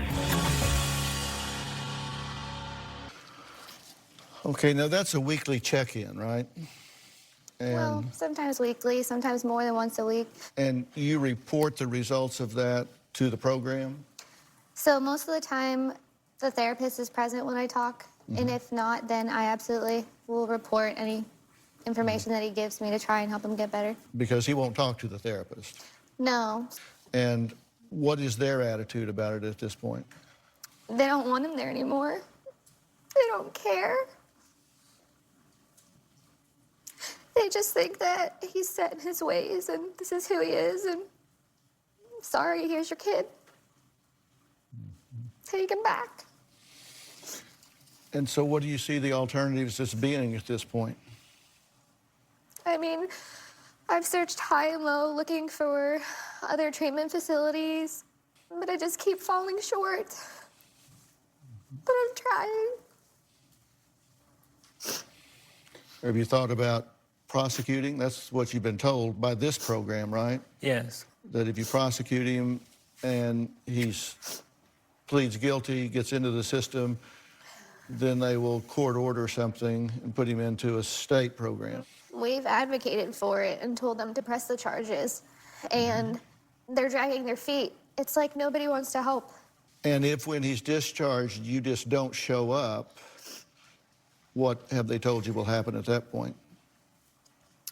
He would then go to, at first, a shelter, and then he would potentially go into like an independent living home. But there's not really any therapy, and then if it's independent living, there's a lot of opportunity for him to offend. Now, Kristen knows firsthand what it's like to be a victim because it happened to her when she was 9 years old. So how did Robbie feel when he learned this? I waited until I was 22 years old to share my story with my mom, and she told me that people just get over it. And so that's what I've tried to do.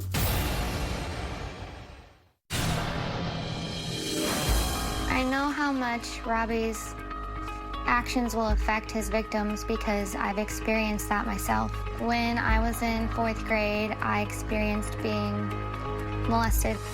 While Robbie was in treatment, his therapist thought it would be a good idea for me to share my experience with him. When I told Robbie what happened to me, he got upset and he cried. I had hoped that by sharing my story that I could break through to him and maybe he could see what it does to a person, but it didn't change the fact that he still believes that his victims will get over it. Kristen says she knows what her stepson Robbie's victims endured because she was also abused as a child. It's because of that that she will do anything to keep him from reoffending. You know what it's like to be on the other end and to be exploited, taken advantage of, and abused. Knowing that he has victimized 2 young girls, what impact did it have on you when you learned that? I was devastated. I felt angry and ashamed and embarrassed. Like, I didn't know what to do. I still felt like I wanted to help him, but then I was so mad. And I think it made me like question things. Did you get help? No, sir. I waited until I was 22 years old to share my story with my mom, and she told me that people just get over it and told me to get over it.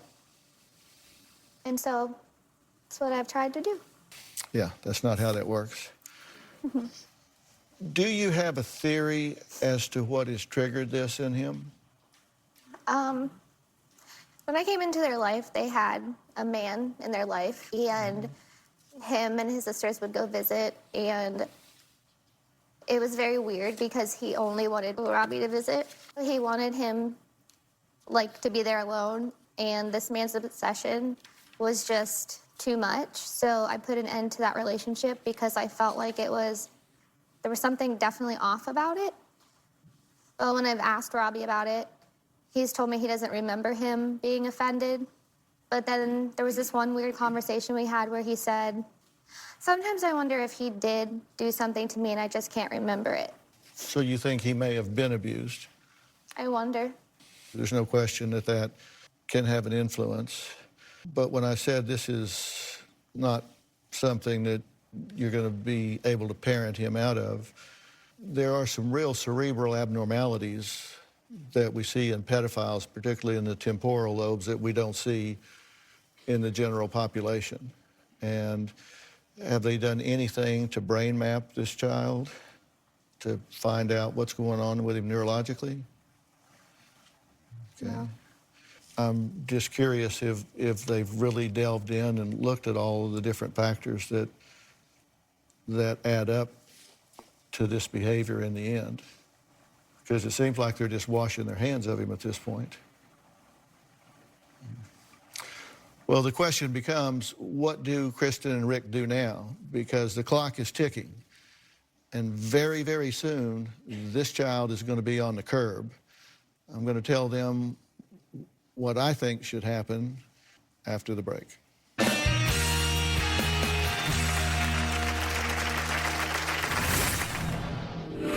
This attitude that, well, if you've been molested, you're going to be a molester, that's easy to say, but there's just a whole hell of a lot more to it than that. And to give up on this child at 15 is just absurd.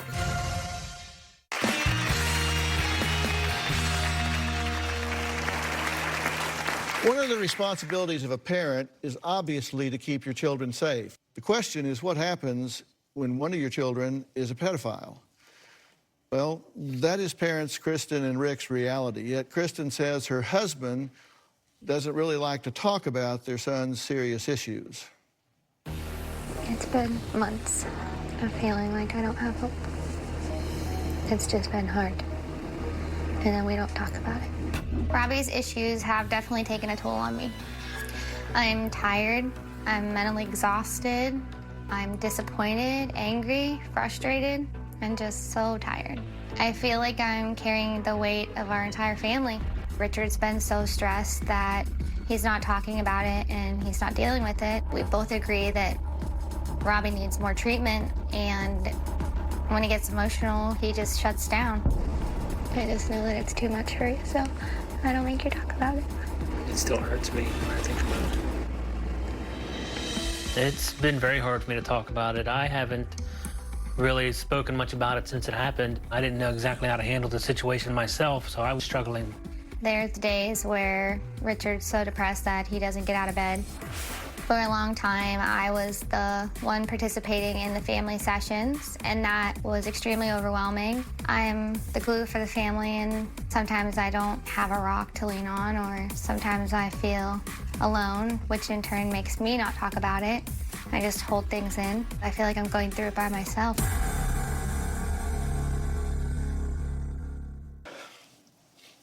But you're going to plug into this now, right? Yes. When I say this is something that you can't just parent through, I mean, there really is a huge neurological component to this.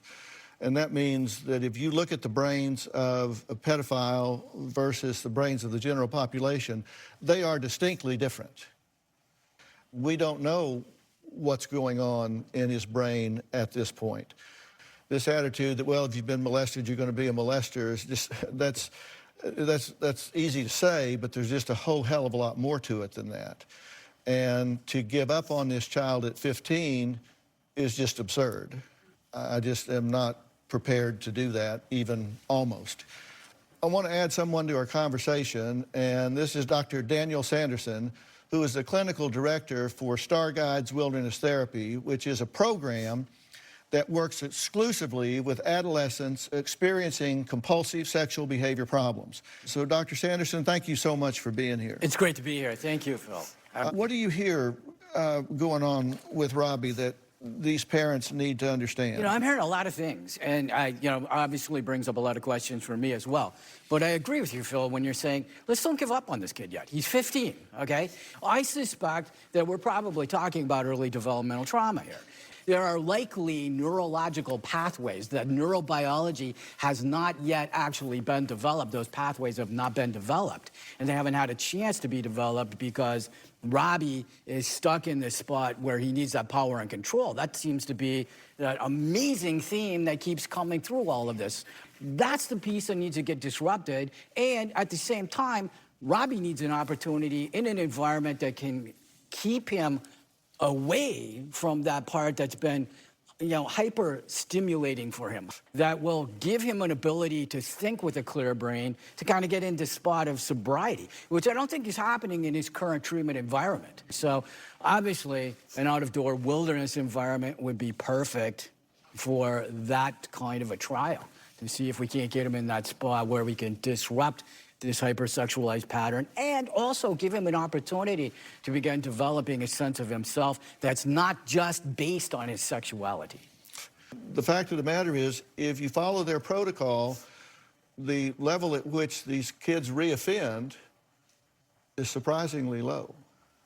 And they have agreed to take Robbie into their program when he is discharged or sooner, if we can get him out of there. And I think this will be the first time that he has actually clearly been properly diagnosed and received very targeted treatment. And we're going to get this figured out once and for all and see if we can't turn this young man's life around. Very nice. Okay, next, a four-legged hero that has dedicated her life to keeping her community safe and drug-free. That's after the break.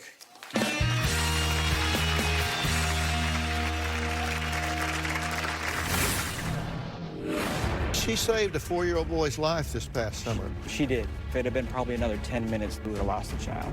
Wow.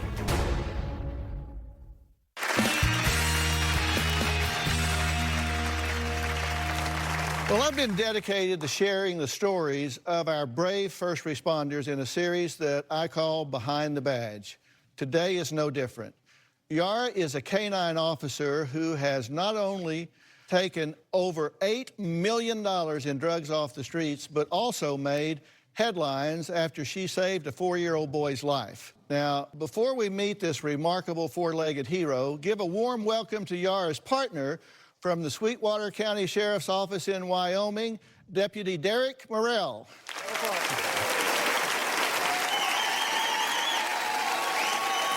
Thank you so much. Nice to meet you. Thanks for being here. Have a seat. You work with the canine, Yara, and Yara is dual-purposed, right? Dual-purpose. Trained in narcotics and fugitive apprehension. Mm-hmm. And I suspect that she does pretty well with the fugitive apprehension part. She does very well. Yeah, so tell me about Yara. How long have you worked together? So, Yara's a 6-year-old Belgian Malinois. She's female. We worked with her for 4 years now. She's very soft-hearted, very patient dog, very hard worker. She works nonstop. So when she even stops to just be a dog, she's constantly sniffing and hunting and working, so. Yeah. Now, she saved a 4-year-old boy's life this past summer. She did. Bryson, the little boy there on the screen, he has issues with communicating. He can't communicate.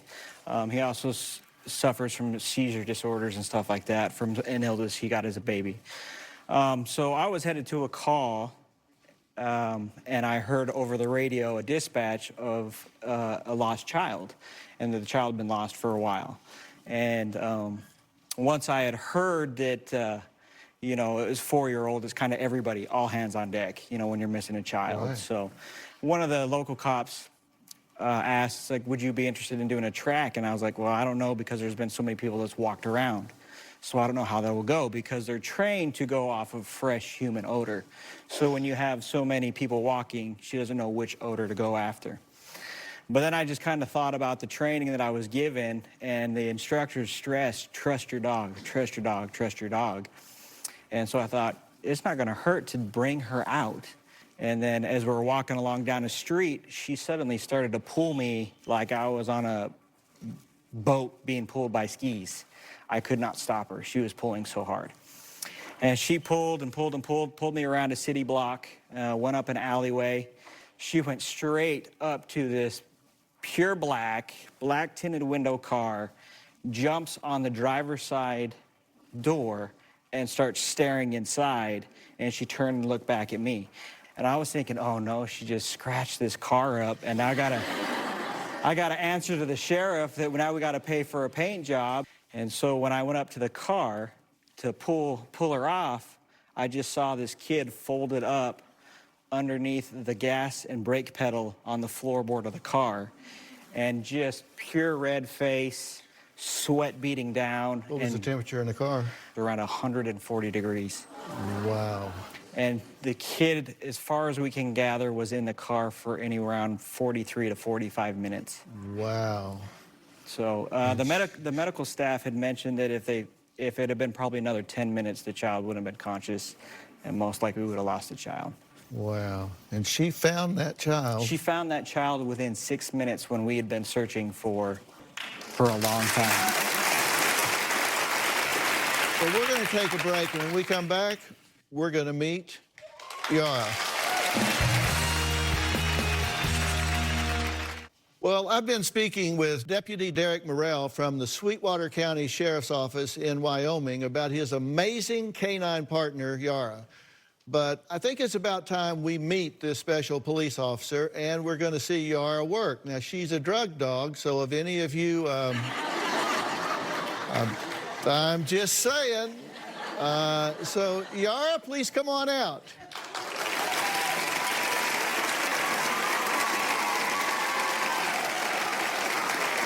Can I do it again? Yeah.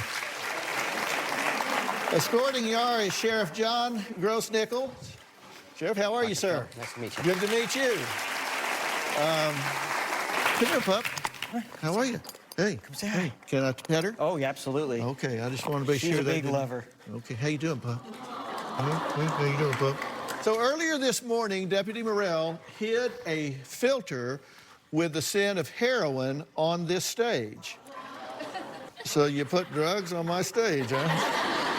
It's actually not drugs. What we brought is a training aid that's filter, and what it is it's the equivalency of somebody touching one of their narcotics and then touching just the door handle of a vehicle, or just touching a vehicle, or touching your bag or something like that. Y'all hear that? See if we can find it.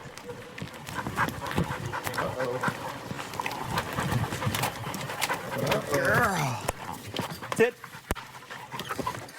You always keep your leash loose so you're not giving the command to the dog in any way or distracting her. And you guys have been back here. Has anybody seen or smelled any drugs? Not since we were back here. Man, she is everywhere. Yes, very thorough.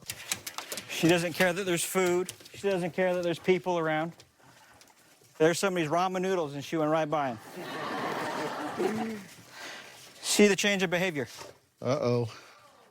She's pulling, leaning. Yeah, she's looking back at you. There you go. And see, she points with her nose and tells you, hey, Dad, here it is. This is where it's at. That's the indicator that she has found the source of the odor. And now she's sick of waiting, and she's saying, give me it. I got to find it. She opened the drawer. She did. Good girl. Good girl. And if you want to see what we hid, it's just a little piece of paper. Good grief. Let's take that back out. Come on.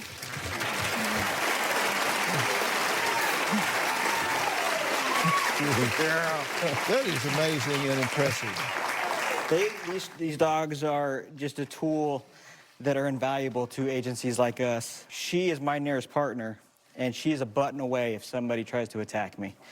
And it's nice to have that partner with me constantly. And she's trained to risk her life without hesitation. Without hesitation. This is a perfect example of why we started Behind the Badge, and we thank you, sir, for your service. No, we thank you. Thank you so much. And we thank you for your service. I want to thank all of my guests today, and a special thanks to Dr. Daniel Sanderson from Starguide Wilderness Therapy. And I do have a very special guest in the audience today. She is a multi-platinum singer-songwriter. Her new album is titled Treat Myself via Epic Records. Please welcome Meghan Trainor. For more information about today's show, log on to drphil.com. Thank you. We'll see you next time.